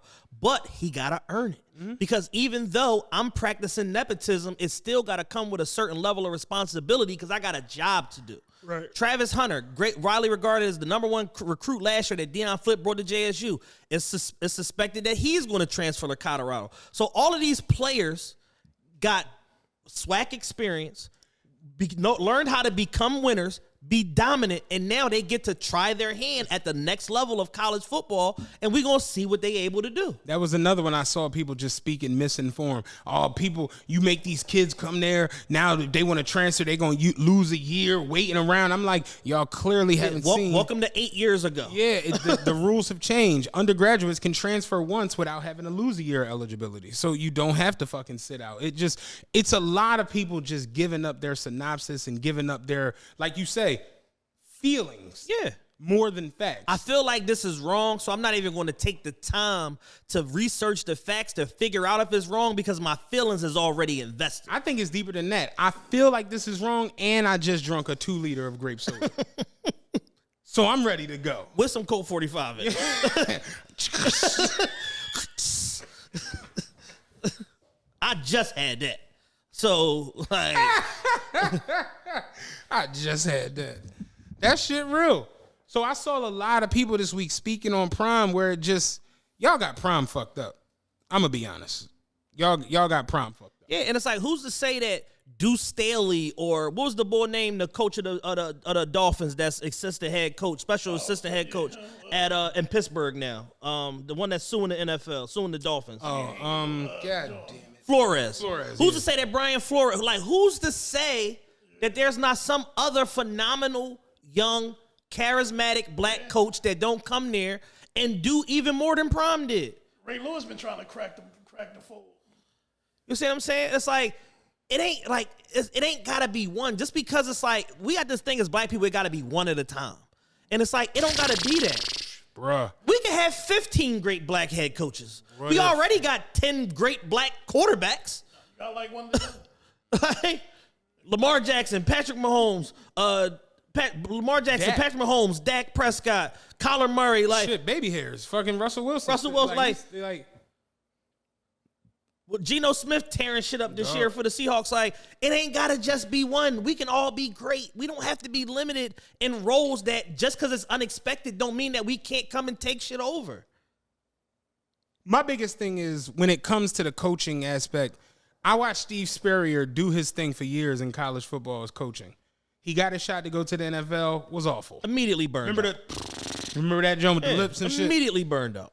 He goes right back to a fucking PWI Power 5 school. Yep. Chip Kelly was good. He came to the NFL and straight up demolished the Eagles. Yep. It's amazing that the Eagles even got to where they won a Super Bowl as fast as they did after the Chip Kelly experience. Because that's how bad, it was so bad that it was easy to just blow up what he did and just do the opposite. Chip Kelly goes the fuck right back, P5. Yep. Black coaches have a couple bad or a bad year or two, you might never see them again. Oklahoma, Mississippi Valley Tech Educational High School. Featured me yesterday. He's like, I'm dying. I'm like, yo, Mike Singletary, they send him to Eve's Bayou. Yeah, go coach down there. Like, real shit. You gonna have Terrence Howard gonna be a coach. Yeah. Samuel Jackson. You got Monica Calhoun as a D-back. That shit bad over here. Seriously, man. I just think at times I think we move more off of emotion than anything. All the time. And at the heart of it, we gotta just extend more grace to one another and just try to at least let somebody thing play out before we jump down their throat just saying that they doing this shit wrong. Right. Because none of y'all have the answers. I'm positive. None of you motherfuckers on these internet comments with these Facebook pages and these IG pages and all that, y'all don't have the answers. I know you Y'all don't. live very mediocre lives. Y'all haven't really done much great in your collective lives. If I added the collective greatness up of a lot of you motherfuckers that's loud, proud, and wrong about this shit, it's not 10% of what Prime accomplished in 3 years just at JSU. Mm-hmm. Not to mention all the other phenomenal shit that he's done in his life. Some girl who I was following on Facebook or whatever, she posted a shit like, it's so sad watching niggas just completely turn on what they thought or what they think based off of some money. And I was like, didn't you just post that you got a new job making more money? Yeah, did you turn on your job? And it's like, yo, I've seen y'all leave jobs that pay $19 an hour for a job to pay $21 an hour. Yep. And you got to travel 45 minutes more, so technically you're not even making more money because nobody's doing that type of analysis. If we even go in the money route, it's just like, yo, at the end of the day, Deion Sanders is a Hall of Fame D-back who, by all accounts, is the best defensive back in the history. He was really good at being an analyst. He was electric on television. He was electric as an analyst. He was very good as a prep school coach. He was very good as a high school offensive coordinator. He was damn good as a fucking head coach in the SWAC. If Deion Sanders decides I'm taking this job for nothing else other than money, that's his fucking business. Yeah, he's earned the right to. I'm going there. That's his business. And I know it ain't that. I know it ain't. So it's just unbelievable at times to just see, like you say, the grace not extended to our black greats outside of Beyonce and Jay-Z. Yeah, they're the only ones. They're the only ones that are above reproach. The only two. Drake did a dance album. What the fuck is Drake doing? Beyonce did a dance album. My God, This is the greatest shit ever. Even Rolling Stone is like, this is the best album of 2022. And like Drake even addressed it. Why the fuck you doing techno? Nigga, I'm worldwide and this is just another cargo jet flow. The fuck is you talking about? Then what Drake do? Come right back with the album of the fucking end of the year and spank everybody. It's just like, I can do other shit. Yeah. Why the fuck not try other things? We do, like you said, niggas got one gear. And niggas having one gear is like perpetuated through the society. Yeah. To where if you do anything, oh, what the fuck you doing that for? Anything other than what we know you for. I stopped throwing parties. You know what niggas told me? What the fuck wrong with you? Why you, I mean, damn, like, what the fuck you gonna do? You know how many times I've been asked about the bus in the last couple months? Sickening, yo. A nigga straight asked me, a very prominent figure in Philadelphia, and I was like, you know you only as good as your last hit, so like if you ain't doing no parties, like it's gonna be hard for you to come back. I'm not coming back. I have my mind made up. I've built other economy for myself. I ain't coming back. But what's the name say? I'm not gonna be Magic say I'm not gonna be here. Yo. Sickening. I'm happy for Dion. I hope he goes to Colorado and goes undefeated again. I hope they get to a bowl game. I hope he's able to go to the NFL and really Affect some change. Really affect some fucking change. It's like, I don't think people realize this shit. You actually had said it maybe 2 shows ago. And I don't know if you really, because we be running. You don't really think about it. But we talked about how if black people were to come together, we could take over Earth in a couple weeks. 3 weeks. 21 days. I'm going to be all the way live with you. If we took every black, dollar, all of our spending power, and granted, this is a very far-fetched scheme. But if we as black people decided, yo, we're going to invest in farms, we're going to invest in technology, we're going to invest in infrastructure, sort of like the Saudis and the Chinese and the way all of them did. If we decided to do all of these things together as a unit, our lives would improve slightly. They would. Yeah. You know whose lives would drastically improve? Next generation. The next generation and the generation after that. But like I just spoke about how niggas won't even go get life insurance to make sure their kids is all right. You can't make these niggas do that. No. I watched this situation a couple years ago.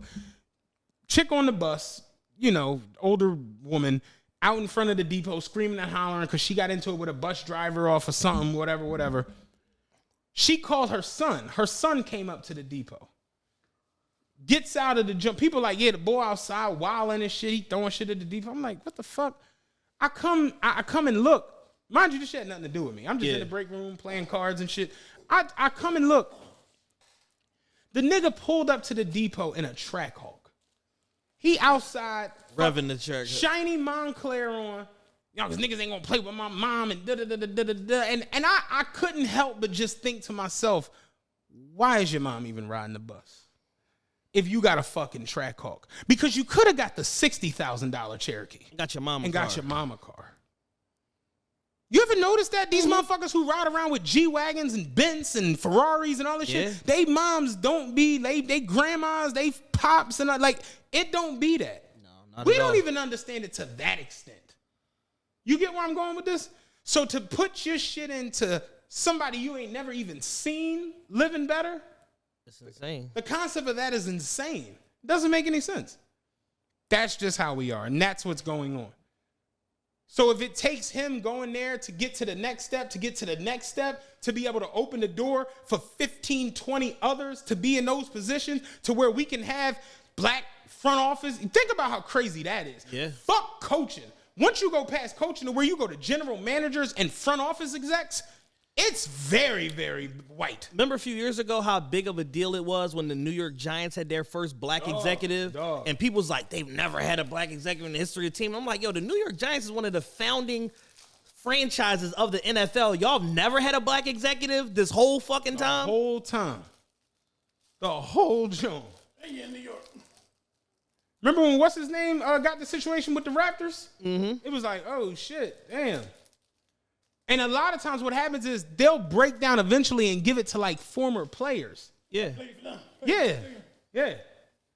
But then you look up and you see these guys who like played Division II high school ball. And he been running this shit since forever. And then look at the Steinbrenners and all these different, it's just family. That's what it's nepotism. Yep. Jerry Jones' sons, and it's nepotism. Yeah. That's what it is. But we just, it doesn't make sense to us. Yeah, it's like Stephen Jones don't have more understanding of how to run an NFL franchise than Ray Lewis. No. But one is running an NFL franchise and one ain't. One was allowed the opportunity to fail forward for 27 years. Bruh. And one that can't even get in the building. Prime tried to coach at Florida State, the school he went to, and they was like, and they like, yo, this is a shit show. Like, I can transform this whole shit in like 60 days. Yeah, we good. Yeah. You're probably the greatest athlete in the history of the state of Florida. We good though. It's him or Ron Simmons. You know what I'm saying? Right. My nigga Farouk. Damn. I'm happy for Prime. You have to be. I am. Anything other than I'm happy for him and I can't wait to see what he does next just means that you haven't really been following the story close enough to have the level of understanding of what his greater purpose is. And even if you don't have the understanding, he told you what I'm trying to do. I'm trying to affect change. Mm-hmm. You niggas won't fucking stage a walkout at work. If one of your homies if your best friend at work get let go unceremoniously over some bullshit. Nobody wants to sacrifice nothing now for the greater good later. Nobody wants to be a martyr for the greater good. They'll talk that shit until it's time to actually stand the fuck up. Brian Flores made himself a martyr. Mm-hmm. Y'all on some bullshit around this motherfucker. Y'all incentivized me to lose. Y'all misled me. Y'all fucking, why the fuck we not tanking this and this? Y'all played with Tua evaluation. Y'all did all this bullshit, and I'm taking y'all to court. I saw a girl, she was like, no, because like people trying to make an excuse, and it's just like, he gonna be at a big school and a big program. It's like, well, what about you stay in a SWAC and make that on the same level as the big program? I sent her Kev post on Facebook. See this shit. Right. That's why the state is funding this shit. Yeah. Think about our state. The fight is fixed. Think about Pennsylvania. We was talking about this shit yesterday, me and Kev. Like, yo, we live in Pennsylvania. You got schools like Temple, University of Pittsburgh, Penn State, where their funding is far different than IUP, Kutztown, fucking Cheney, all these. It's just the way it goes. Kev made the example. He said, when we achieved something at Kutztown with the meager ass budget that they gave us and we overachieved, you know how we got rewarded? They cut the fucking budget. They give us less money. They give us less money. Oh, y'all made it work? Y'all outkicked y'all coverage. Oh, we gonna give y'all less money and see what y'all can do with this. Yeah. Because obviously we gave y'all too much. We gave you too much and you brought back too much. Because we had you slotted for this. Yeah. There's all types of different infrastructure presets that are in place at all these different institutions that people don't even take the time to try to understand. And if you try to really get into the minutia of it, it would make your fucking head explode because you'd be like, wait, what? They did what? They do shit that you would think directly is a conflict of interest all the time. They do it as a business practice. I had somebody who was like, yeah, I don't be understanding how Alabama and Georgia be like the top schools every year. And I'm just like, are you on crack? That's like saying, I can't believe this SF-94 already beat this Honda Accord in the race. It's like, nigga, like, what? There is more money and more everything that goes into this program than that program. Yes. So, honestly, what Deion was able to do for the SWAC was, like, I'm talking about out-kicking your coverage. I got a whole new facility set up around this motherfucker. I got y'all on TV for the next 10 years. I did everything I could for this. I'm maxed out. I'm maxed out. It's time for me to go to the next level and max out again. Yeah. Where I ain't got to spend all of my time on infrastructure building and facilities. And all of that's already done. All of that's done already. So now all I got to do is focus on people building. I ain't got to build no infrastructure. So now I could just be a football. He was 12-0 and got invited to a bowl game with having to do all this other shit that they ain't got nothing to do with coaching football. Mm-hmm. Imagine what he gonna do when all he gotta do is coach football 24/7. Yep. That's all I gotta do. Is recruit, be a motherfucking coach, develop these motherfucking coaches, put my hands on these players. give them course correction when needed, and just be a leader. Be a CEO of a football organization. Mm-hmm. It's really sad when you think about it, man. Niggas don't care about none of that because we is upset and my 40 ounce is getting warm because I keep fucking going back and forth with you niggas on Facebook. Typing with y'all on Facebook. Because why won't y'all just agree with me? My 40. You ever had a warm 40 ounce? My 40 is getting warm. Y'all killing me. Turn a Thunderbird. That is funny as shit, man. No, man, but that's real. I'm happy for Prime. I'm extremely happy for him. I hope he excels at the next level. And, you know, I hope that eventually we can get to a place where we do got some motherfucking, we got a black NFL coaching tree. Yes. That's what I want to see. That's what I hope comes. If you the root that starts this tree, more power to you, Dion. Shit, Mike Tomlin is trying. He about the only one that's trying. Yeah. He hired Brian Flores. He said, wait, this is a phenomenal young coach. He know offense, he know defense, he know this, and this. My staff is full, but I'll find a spot for him. Mm-hmm. He's suing Miami Dolphins. Yeah, that's their problem. I don't have nothing to do with that. He's suing me, and he know what the fuck he doing. And he didn't even know him. He just went off a straight reputation. They didn't have no prior relationship. None. He talked about it on the pivot. He was like, I didn't know Brian. I didn't know him. He said, I had an exploratory conversation with him. Once I seen that nobody wasn't going to hire him, I had an exploratory conversation with him, and I just made space for him because you can never have too many good coaches on a staff. Right. That's one guy. Damn shame. This is one guy in a pool of 32 that's willing to stick his neck out for somebody, for something that they believe in. And Mike Tomlin came from Tony Dungy. You know what else Tony Dungy did? Who did he advocate for? Mike Vick. Mm-hmm. Like, Mike Vick don't get back in the league without Tony Dungy. You know, that's the truth. It just is what it is. He don't get back in the league without TD. Tony Dungy got him, worked with him, was an advocate for him. He was his rabbi. Mm-hmm. Got him back in, got him a situation. Mike Vick went and got a whole nother deal. Mike Vick is straight an analyst now, and Mike Vick, like, his career has a straight change in trajectory from Tony Dungy. You have to have that.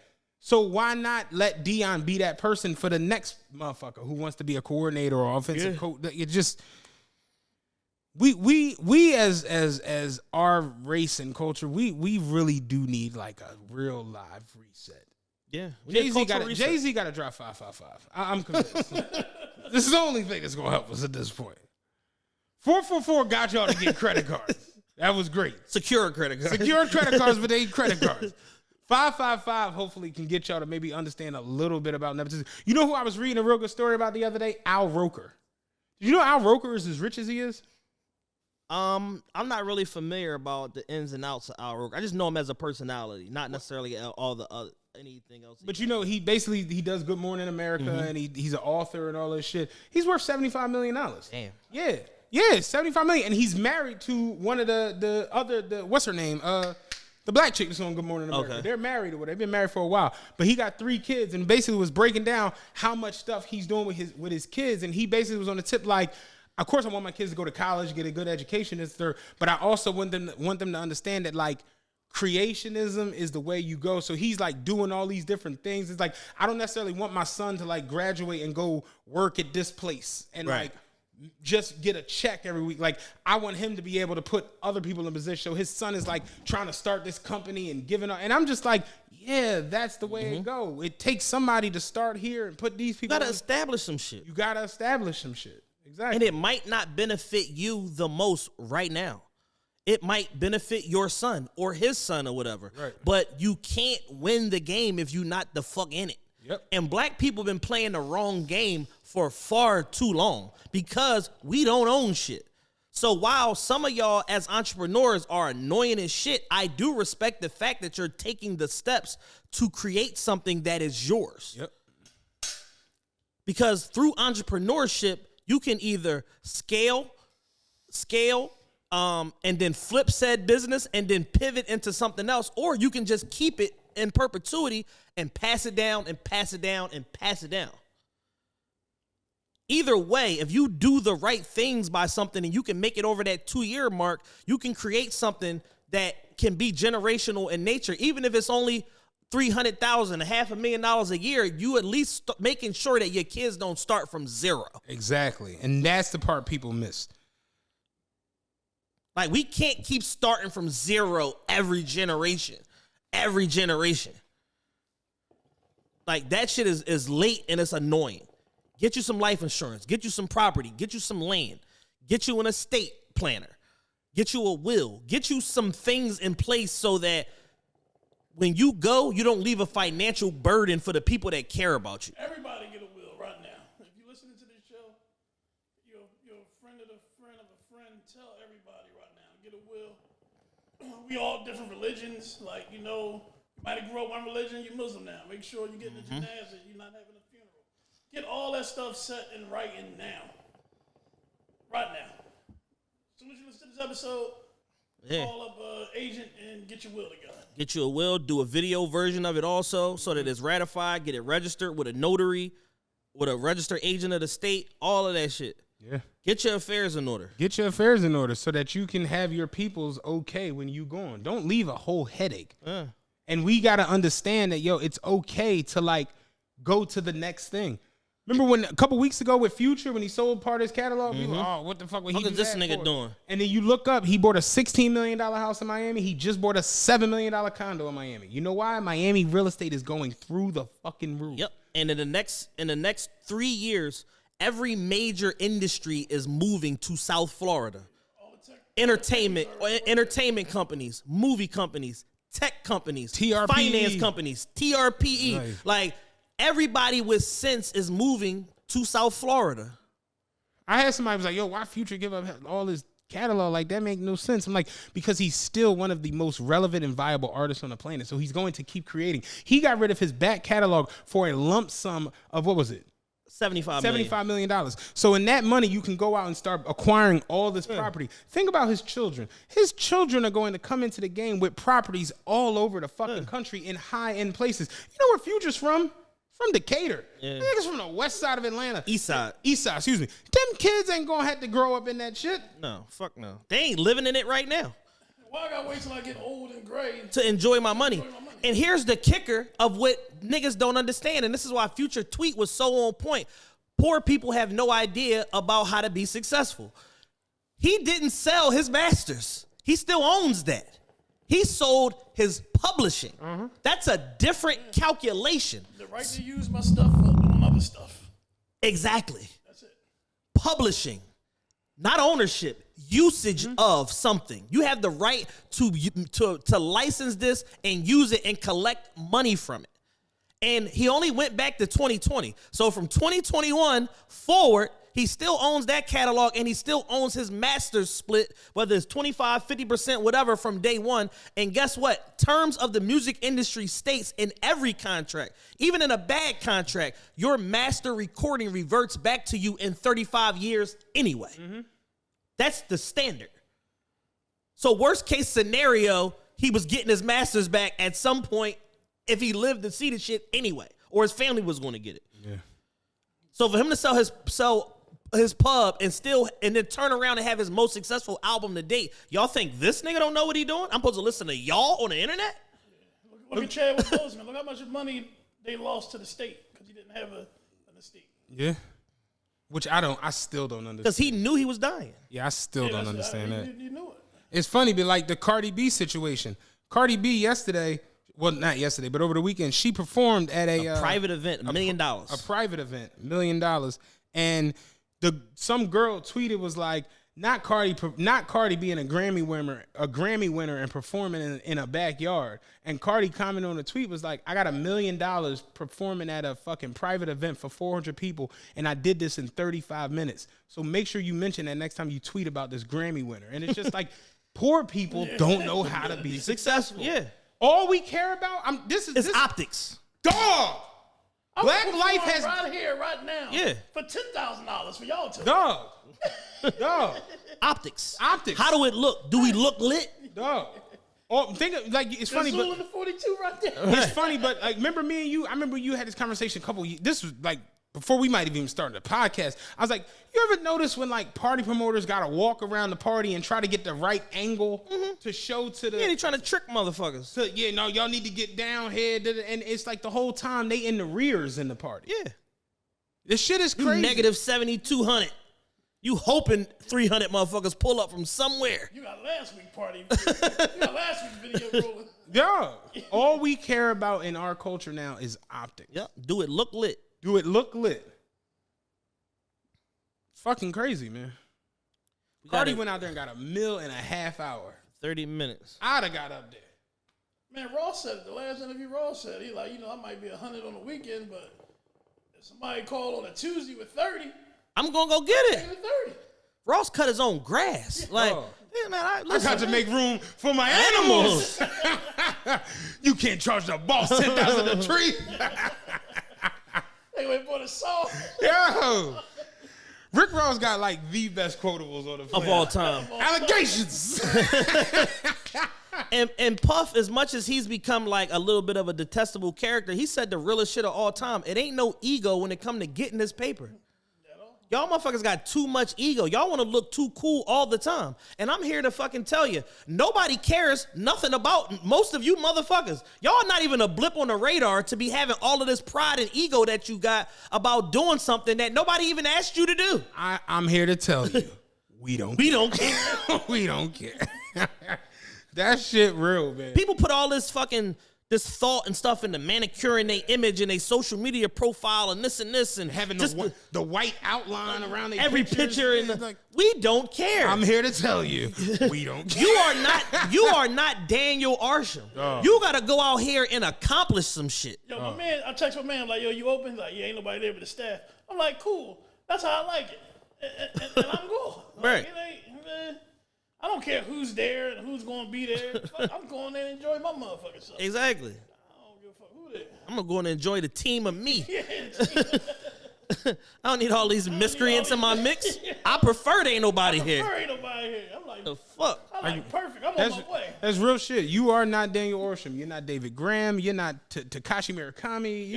You aren't none of these. You aren't cornbread. Like you aren't none of these motherfuckers. You gotta go out here and accomplish something.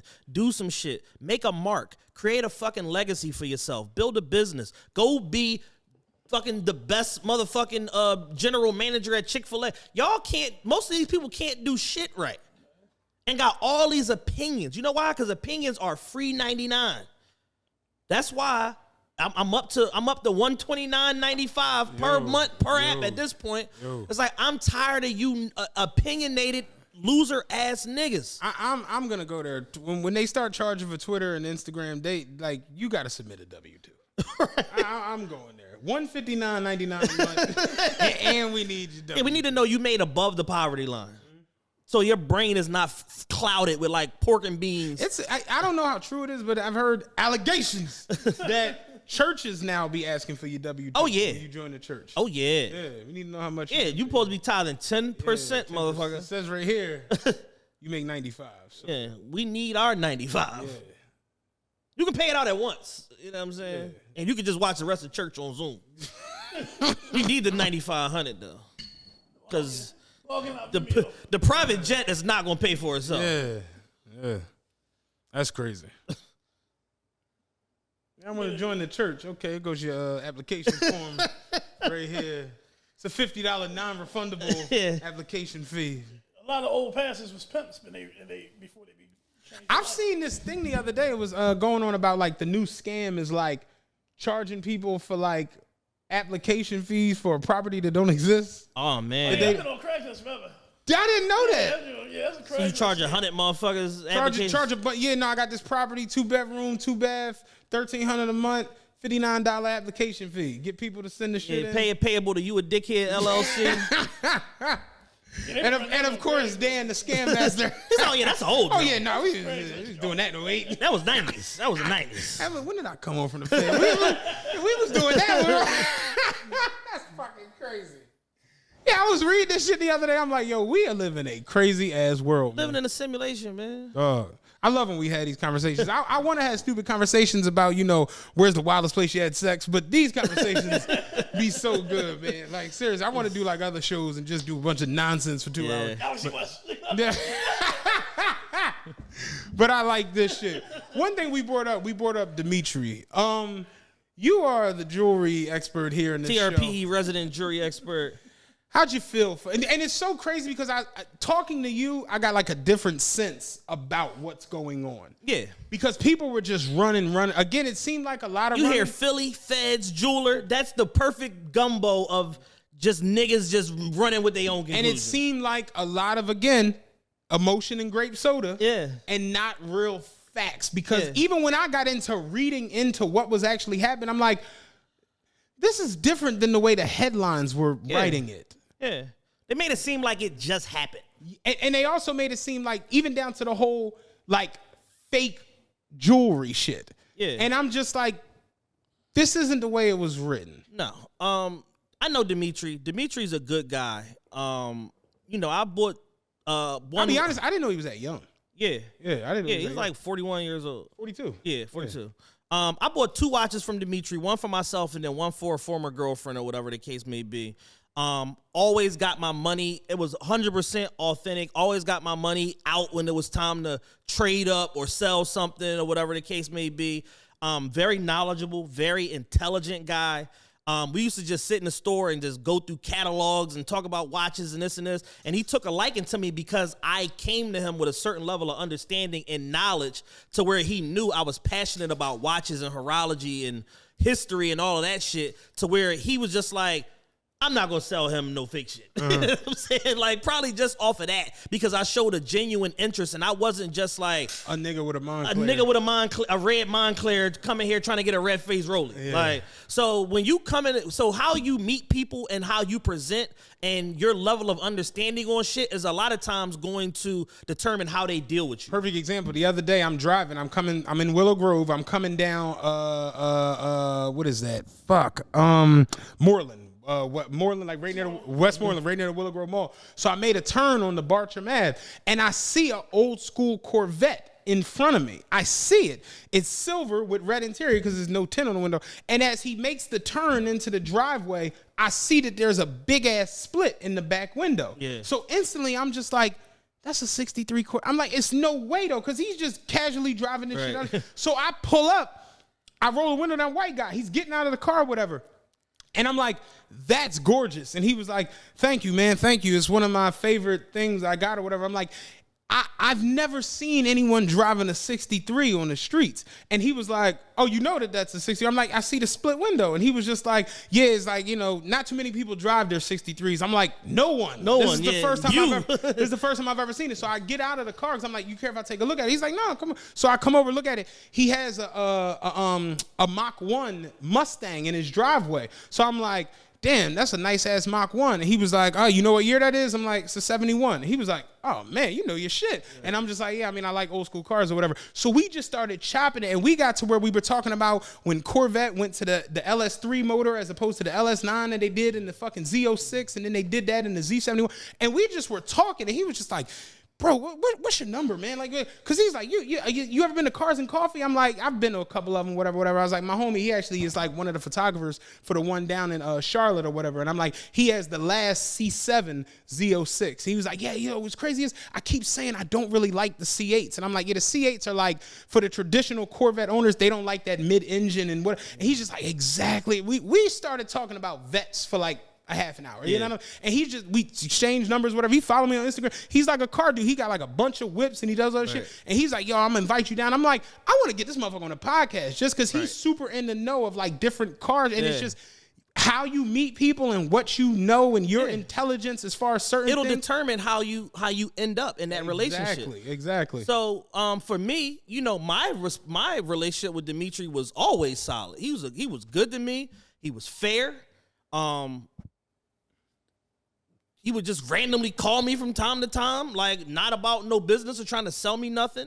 Like he was cool as fuck. Like, but he had a curiosity about horology and watch parts and shit like that. And you would see him in there like on his workshop mode or whatever. And he would have his little office in the back or whatever. You might walk up and see him with his little monocles on and shit like that in the back, and he'd be working on watches and fixing stuff and blah, blah, blah. And I'm guessing that either he or someone taught him about like watch repair and this, and he took it upon himself to become his own, like, I'm the warranty. Like, you want something fixed, whatever, by me, I'm going to handle it. I ain't sending it off the Rolex. I'm going to handle it, whatever, which technically voids the warranty. So he would have watches and shit like that. He would be sourcing watch parts from all over the world and all that shit because he's like a Russian Jew and shit like that. So he's got connections here, there, and everywhere. And he's sourcing watch parts and all this shit from all over the world and basically constructing watches and shit like that. In addition to attaining watches off of certain gray markets, which people don't know this, are illegal to possess here in the United States. Mm-hmm. So while I'm not sure that he probably didn't sell a fake watch or two, guess what? All these jewelers have. I was about to say, yeah. Every last one of them. Lil Baby I got horror stories about every jeweler on South Street and Jewelers Row. Didn't Lil Baby, male and female. Didn't Lil Baby get in a situation where he had a fake Richard or something? From fucking Aviani. Yeah. And that's one of the biggest motherfuckers. No, Raffaello. And that's one of the biggest motherfuckers. They sold him a fake jumbo Patek, $400,000. There you go, not the Richard. $400,000. They made a $400,000 mistake. I'm not buying no jewelry from New York. I'm gonna leave it at that. For a former jeweler, connoisseur, and collector, and seller, and reseller, and taker, and acquirer, buy nothing in New York. Nothing. It's too many fakes, and the market is too competitive. And it's like you go on fucking 8th Ave in New York, and you just go from shop to shop to shop. You might hear 92 different prices for the same item. It's just like dramatically different prices. And they like all get it from the same person. Yeah, one on extreme low end, one on extreme high end, and then everything in the fuck between. And you like, how is this possible? Because the name of the game with jewelry is to acquire what you want for the lowest number. But like Jay-Z said, no disrespect to you. Make sure for the dough I raise, gotta get shit appraised. No disrespect to you. Make sure your word is true. He told niggas that on Reasonable Doubt. Mm-hmm. I'm buying what I'm buying, and I'm knowledgeable enough, but I still need an independent third party to verify that I bought what I bought. Gotta get this thing appraised. I gotta get this shit appraised. Jacob sold Nas engagement ring. $3 million. Yeah. Jacob the Jeweler is one of the fucking biggest jewelers in the universe. Yo, I watched the video the other day on the Chiron Bugatti watch that Jacob just did for the World Cup. It's $1 million. Yeah. You talk about horology, like the craftsmanship, and like even me and Dunbar were talking about like the pristine, like the watches they do to kind of look like the billionaire from Jacob. It's like you're not really buying like this shit for the movements. No, you're buying it just because a bunch of it's a bunch of GIA certified stones. Yeah. That's it. You get all these certifications with the watch, and it's just like Lil Baby birthday was Saturday. He just he posted one of his birthday gifts. He got a necklace and a bracelet or whatever. Somebody bought it for him from Eliante. And every stone was GIA certified. So he had a whole stack of them, like a small phone book or whatever. And he was flipping through all of the certs for every single stone that he had. He had certs for every single one. So he's somebody that's raising the vibration for jewelry buying in hip hop for the young niggas. Because nobody's doing that. No. Fat Joe did it when he had this many certifications for the watch and shit. Like, yeah, it's just. So Dimitri's curiosity and interest in fixing watches and all of that led him down a dark path to the point where he started putting watches together and then reselling them and this, and this. And that's how he got jammed up. So essentially, somewhere along the line, he sold the wrong guy, the wrong piece of jewelry, and it opened up a Fed probe and an IRS probe on him where it was two-pronged. One, you selling reconstructed watches. Two, sometimes with counterfeit parts or whatever, because it's like gray market, third party, shit like that. So you're getting parts sourced from wherever you're getting them from. You're reconstructing these watches and selling them as authentic Rolex goods. You can't do that. Right.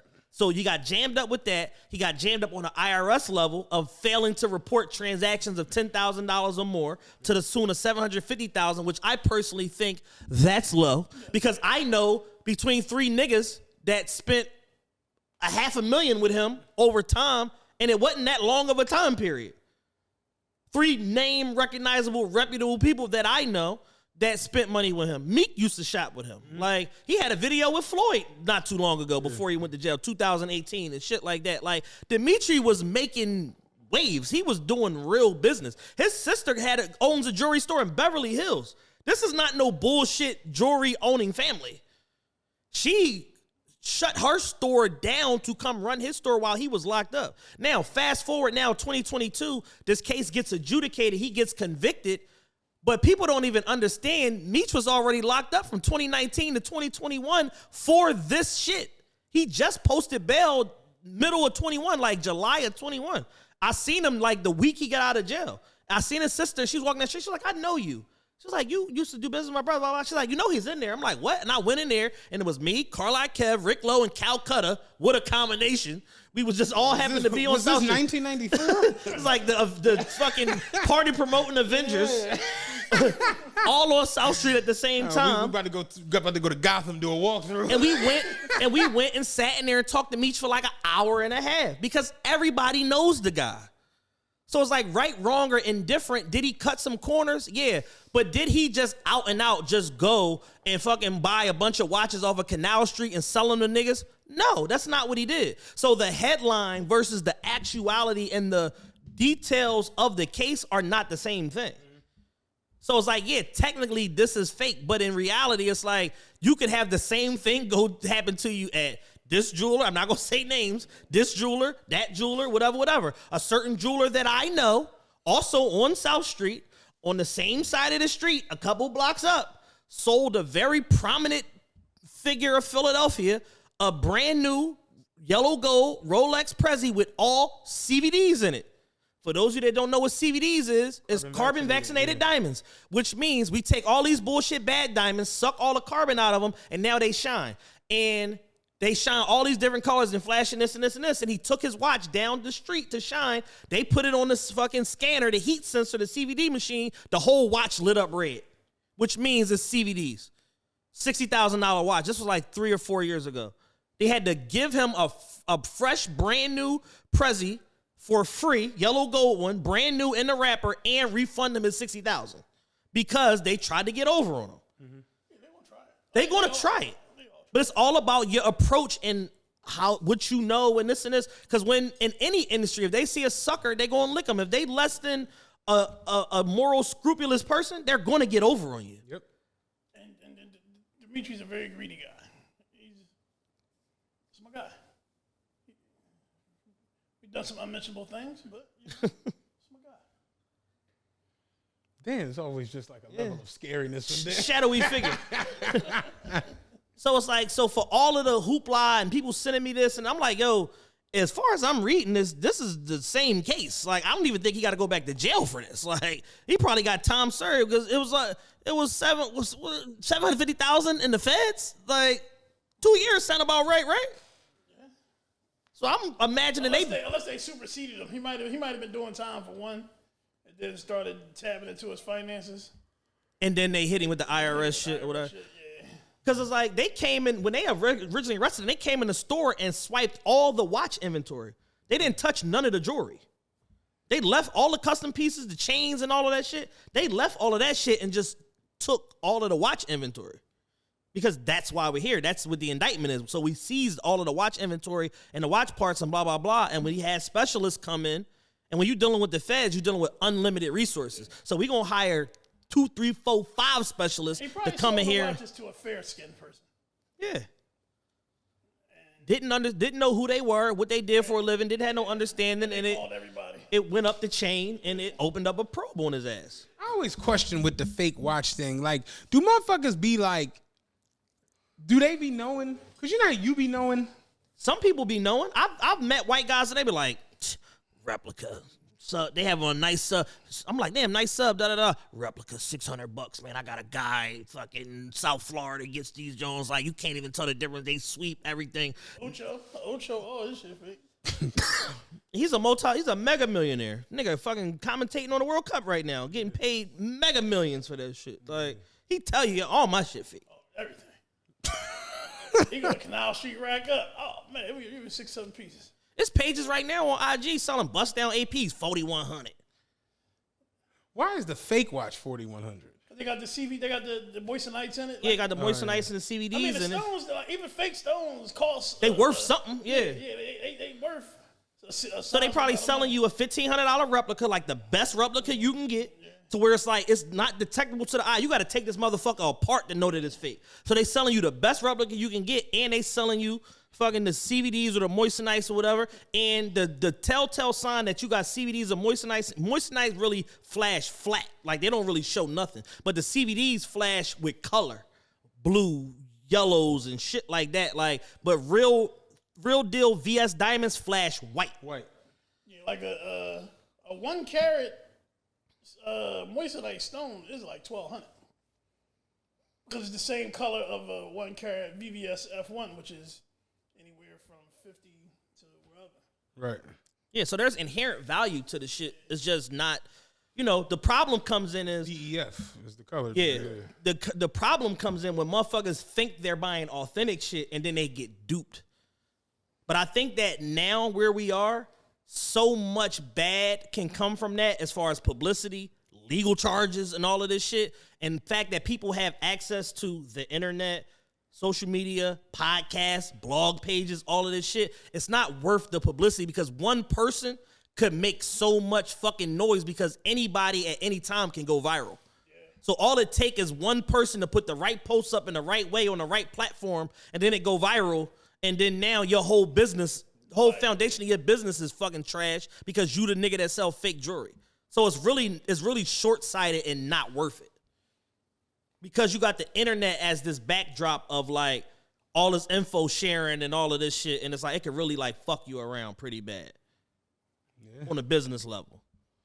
But the overall, like all the hoopla and all of that shit that people had and all this shit on the internet, I'm just like, yeah, this is an old case. Like even if they superseded him, I still can't see him getting more than like 4 years in prison, and he already did too.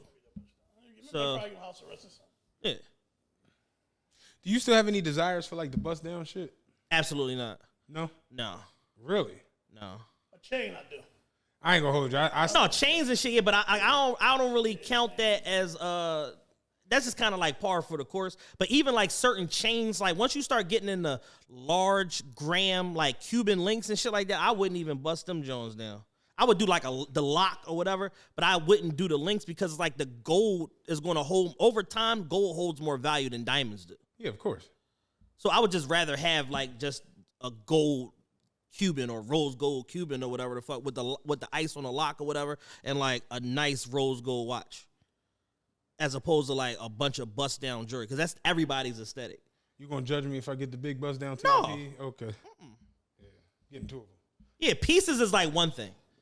Because you can manipulate the construction of pieces and shit like that to where you're not really losing as much value in it or pouring too much money into pieces. You can manipulate that. But when you talk about like solid gold, like heavy, thick gold, 14 karat gold, 18 karat gold, Cubans and shit like 100 that. kilos, 140 Yeah, like kilos. you shouldn't be busting them Jones down. I wish I had them Cubans I used to have back in the day. The malls, remember the mall kiosks Yeah. you selling Cubans? Oh. We're gonna do the Big Dan interview. We keep Yeah. saying we're gonna do a whole rundown of Dan's transgressions and shit. Yeah, we get the heaviest Cuban you got. That's funny as shit. You get the heaviest Cuban. Cubans, Yeah. then once you bought all the Cubans, we get the Figueroa Jones, get all of them. Then we started getting herringbones. That's all they had left. And then we get the herringbones. Herringbones. You got anything else you want to do? Nah, we pretty much talked about everything. I did have one more thing. There was a tweet that went viral about the music industry. Okay. Ended up on Academics page, and we could wrap with this. Guy Hate6 was his name, and it's HATE number 6IX, and he says, "Bro, in all honesty, music is getting boring. I'm tired of hearing Future, 21, Travis, Drake, Lil Baby, Gunna on every goddamn project talking about the same damn shit, just reworded. Props to them, but where are all the new superstars at?" And I read it, then I read it again, and I read it again, and then I read some of the comments and shit, and I commented on it from the TRPE page, and I'm like, yo, if you as a consumer can't find music that you like and relate to and fuck with outside of the mainstream at this point in 2022, when the music industry is so robust, so pronounced, and they just push artists to you via all these different platforms as far as like discovery and playlisting and all of this different shit. If you can't find any alternative to the 10, 15, whatever mainstream artists that are out there that meet your palate, then essentially I want to see the tweet again. You're complaining about a circumstance which is like a self-fulfilling prophecy of like, you aren't appreciating an artist until they reach a certain level of popularity, and then you're turning around and complaining about the market saturation due to their popularity. So that's basically hamster wheeling with these artists, and it's like you have this like elitism with people in music where it's like, when Kendrick Lamar was underground, all these people loved him and this and this and this. And then as soon as he started to break through and make different type of records and blah, blah, blah, he maintained his core fan base. But there was a lot of like resentment from people that was like, oh, I was a day one Kendrick fan and y'all dick eating and this and this and this. And people just feel so tied to people's music and their journey and shit like that, that they don't be necessarily wanting to share these artists with the world. They just want it to be like this cool niche thing or whatever the case may be. But as we've seen, essentially the new Kendrick Lamar, JID just did 1.1 billion streams in 2022 as a quote unquote niche artist. So it's like, if you can't sift through the JIDs, the Babyface Rays, the Icewear Vezels, the Boston Richies, the Hot Boys, the G Perico and Doggy Style from California, like all these different artists, if you can't sift through all these fucking artists, PGF Nook, all these fucking artists and find something that you like, alternative to the big 10 or the big 15 artists out there, you're a lazy consumer and you're not looking for the music. You're looking for a cosign from somebody that you like to say, oh, this the next nigga. And then you want to jump on it from there as opposed to going out here and discovering music just on its face because you connect with it and you like the music. I agree with what you're saying. I think that tweet was basically saying as far as like, and I think he's right in that tweet, but I think it's just standard and par for the course is what happens in rap a lot. Where what he's saying, open this again. He's basically saying, in all honesty, music is getting boring. I'm tired of hearing Future, 21, Travis, Drake, Lil Baby, Gunna on every goddamn project. That I can attest to, where it's like, it's almost like par for the course to where when you drop an album, you go get these people for your songs. Now, I look at like the early 2000s. You remember when it was Jadakiss or Jay-Z and 50 Cent, or you remember when Eminem or Lil Wayne during the mid 2000s. So it's like, you can't really get mad at somebody for being like, we can't get mad at Gunna or Lil Baby for being hot. They're hot. Right. I do feel like at times the oversaturation of them to where it's like, you know, when the project come out, it's going to be a Gunna verse, it's going to be a Thug verse, it's going to be a Baby verse, depending on where they from. It's going to be, if you from the West Coast, you're going to have some Kendrick, some Snoop, remember when it was Game on everything? So I get that, and that there is a lot of parody in hip hop. I said that before. What you're more so speaking to is like finding new artists and people like finding something and not wanting to be like, yo, listen to this dude. To where you got like these TLA ass shows of every new individual that's coming out. Where how do you get to the next Lil Baby or Gunna or whatever if they're not machined? Yeah. But if the machine not behind them, then the machine just not behind them. And people aren't interested until the machine be behind most of these artists. Then you got people lying like, I've been listening to this. No, you didn't. Yeah. But to the point but I say it all the time when it comes to Reasonable Doubt. If you in a room of 20 people and 20 people are telling you, you know, I was listening to Jay when he dropped Reasonable Doubt, somebody in this motherfucker somebody lying. Because Jay said it out of his own mouth. Y'all didn't fuck with me on this first one. Yeah, your prophecy on the first joint, y'all all lamed out. At the 12 Seasons on City Line Avenue. Wow. That's the Hilton right now. My uncle had his wedding reception at the 12 Caesars. That's a banquet hall. It was 25 people there. I could believe it. Me, eBay, White Boy Rob, Brian, the Bays, because Daoud Bay was the one who promoted it, and 10 random bitches. He freestyled Imaginary Player, said he wrote it last night, did that, he left.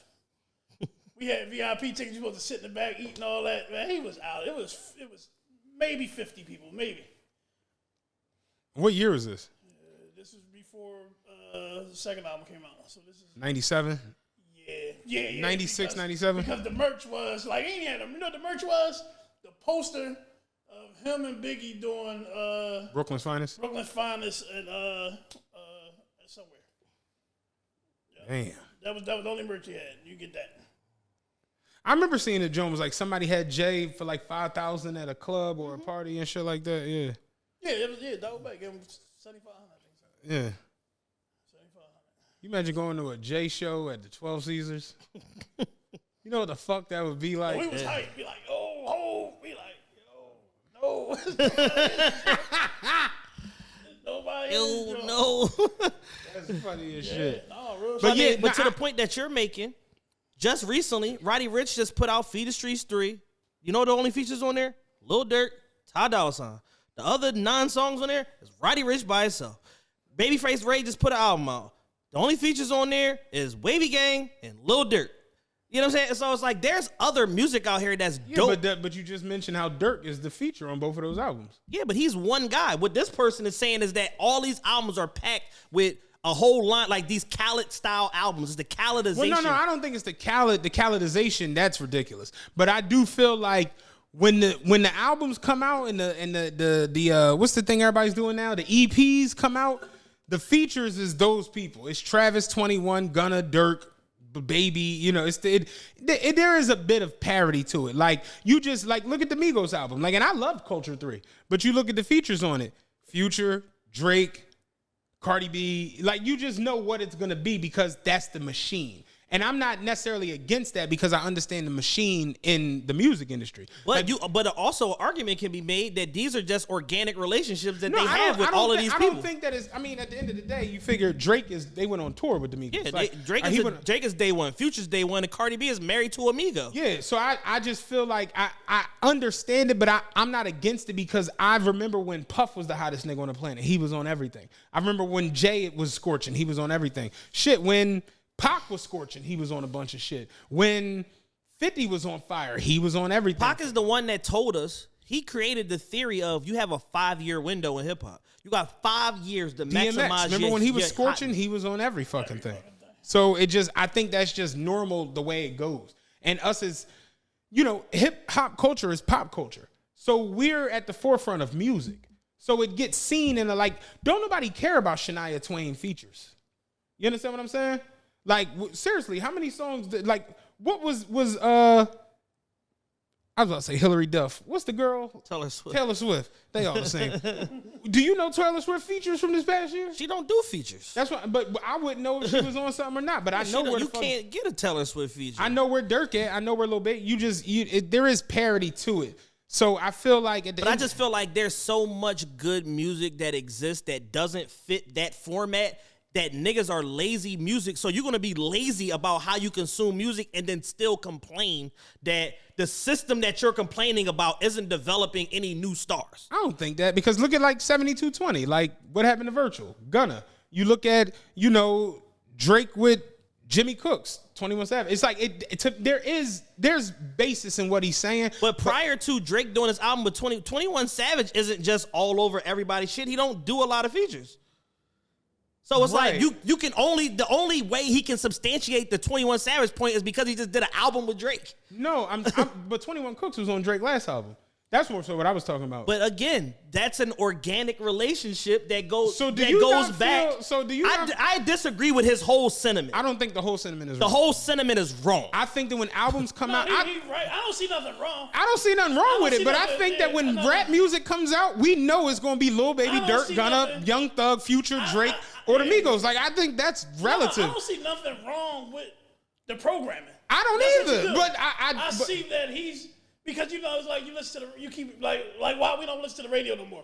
It's the same shit over and over and over. Tune out. You tune out. That's what I agree. If you got a problem with it, tune out. You know why? Because I got my phone and I got Apple Music and it's 1 million artists on here. No, it's a playlist. What you looking for? Underground, Book Bag, Neo. They're all out here. It's out there. Yeah, I agree, but I do feel like when I don't know. Give me an artist. Just name an artist. One of the best albums of 2021 was Babyface Ray album. He didn't have no major features on there. Okay. That's a fact. He didn't have no major features. We've seen albums where the features is everyone we just named. Right. But that's the Khaledization, the Metro Boominization of hip hop. Again, so let's look at DJ Khaled, where it's like he drops songs. It's the same people. Khaled's not an artist. But what is he supposed to do? But Khaled just got nominated for fucking Song of the Year. He's a DJ. He's supposed to play it. Right. But that again, that's what I'm saying. Me personally, I don't necessarily have a perfect example. That playlist I posted the other day for my 2022, it's got 5 or 6 Khaled songs on there, like Fed Up from the what album was that? Fed Up and Put Your Hands Up and all that shit was on the same album. But literally, if you listen, they're 2 and 3 on that album. It's the same people on both songs. It's Rick Ross, Plies, and Drake. And then it's Rick Ross, Plies, and Young Jeezy. Then it's Plies, Lil Wayne, and Drake. Then it's Jeezy, Drake, and Lil Wayne. So it's like, I do feel like there's parody in hip-hop. That's just what it is. You look at a Kendrick Lamar album, who's about to win Grammy of the Year for Rap Album of the Year, it's none of those features. You look at Tyler, the Creator's album, it's none of those features. You look at 42 Doug's album, he had one Future feature. Like, he got Maybach with Future. Yeah, that's one record though. We know that these people are like, when Dirk and all of them are number 2 and 3 and 1 and all that shit on Billboard, that's based behind them doing a bunch of records. So it's like, yeah, they do a bunch of records and they have a bunch of records that come out. I just feel it's like niggas are complaining just for the sake of complaining. And I'm just tired of niggas complaining in general. Niggas complain about everything. Niggas complain when the artists that they like don't get enough features. Then niggas complain about when artists that they used to like get too many features. Like, all niggas do is just get on the internet and complain about everything. And I'm just tired of the general sentiment of we complain about what we like, we complain about what we don't like, we just complain, when you could take your ball and go home and fucking put your ears on something else. I think it's 2 different things is being said. Like, you're more so talking about the overall scheme of like music making and music coming out. Like, realistically, I listen to like Bang Bang's last project a lot. You know, but he probably hasn't heard that, but I liked it a lot. Bang Bang had the ESTG record. You know what I'm saying? ESTG became a real big featured artist. You look at the City Girls, they were moving and shaking. You look at Moneybagg Yo, he started to pop up on a bunch of shit. I do think there's parody in hip hop, and that's just been the nature of it. I see where you said you can't complain about it because it's never gonna stop. It's never gonna stop. That's the game. That's the industry. Yeah, that's like a nigga that's an NFL fan. Like, why these niggas throwing all these touchdowns? Like, that's the game. Like, the game is tailored in a way where niggas is gonna throw. We running and gunning. We gonna throw a lot of touchdowns. How much money got in the budget? Who can we get out of that list? We're gonna start at the top, and then we're gonna scale it down to the bottom. See who we can fit for this budget.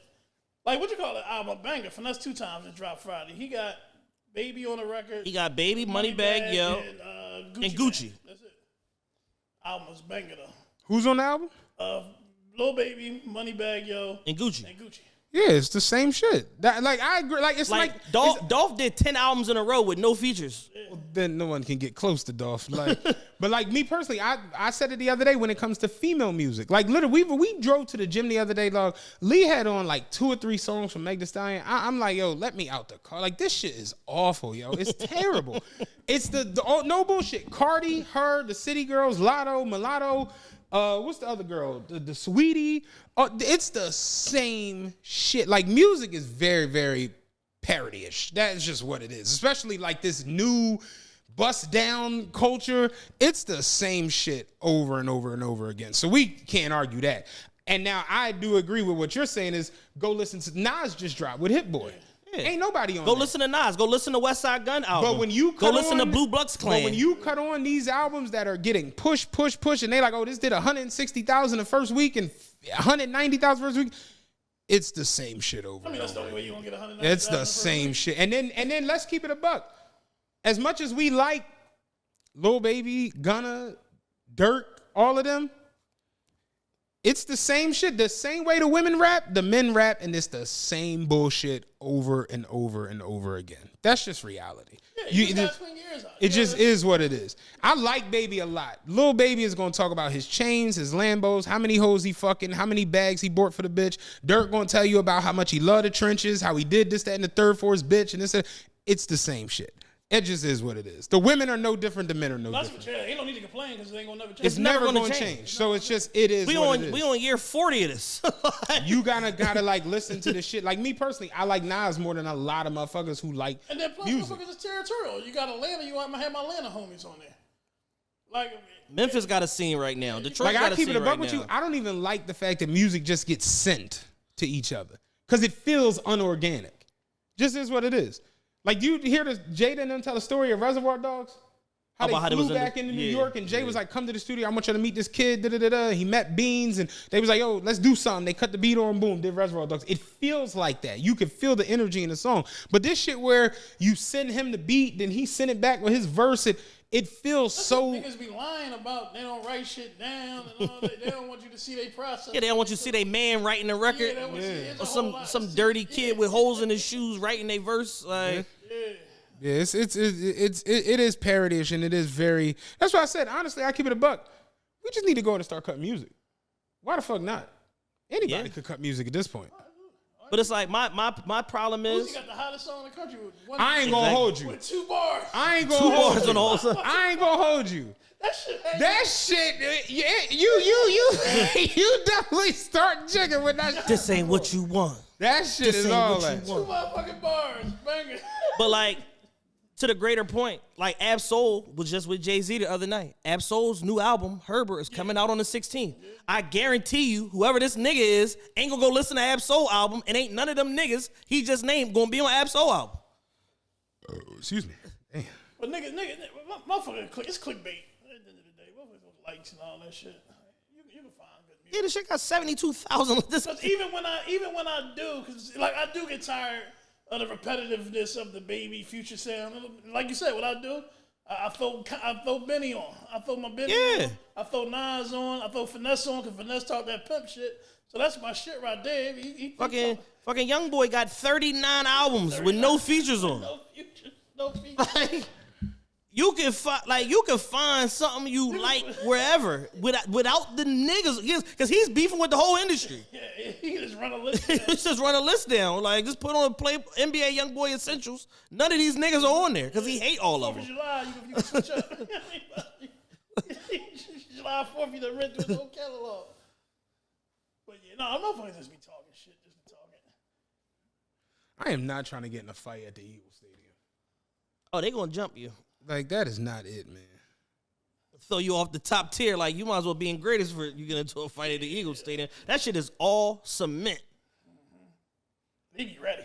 Yeah, that fall is gonna be bad. Like I'm gonna keep it a buck, man. Motherfuckers is losers. Like,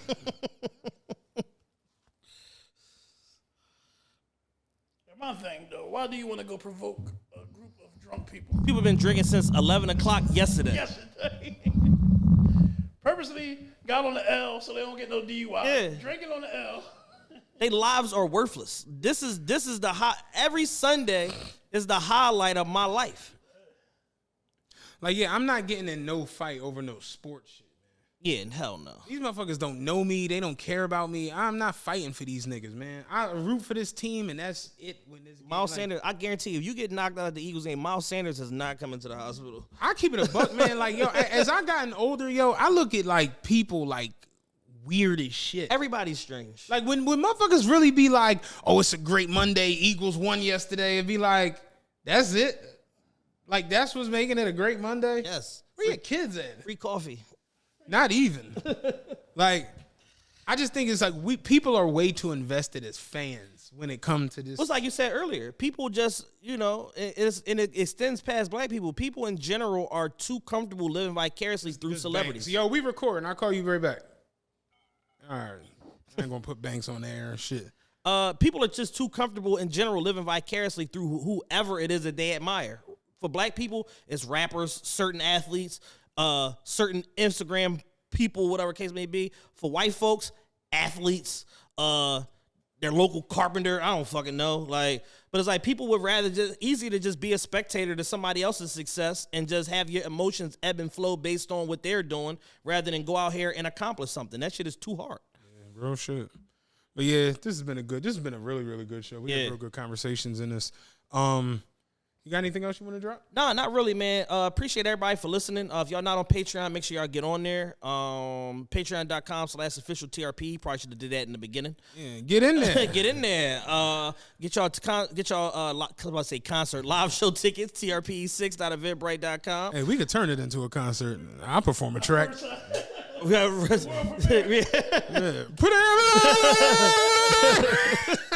it. That's how the old school rap concerts usually. Jules, you listen to get Uzi to write us 3 bars. Yo, real shit. Yeah, I got nothing else though, man. TRPE6.eventbrite.com, patreon.com/official TRPE. I'm out of this bitch. Peace.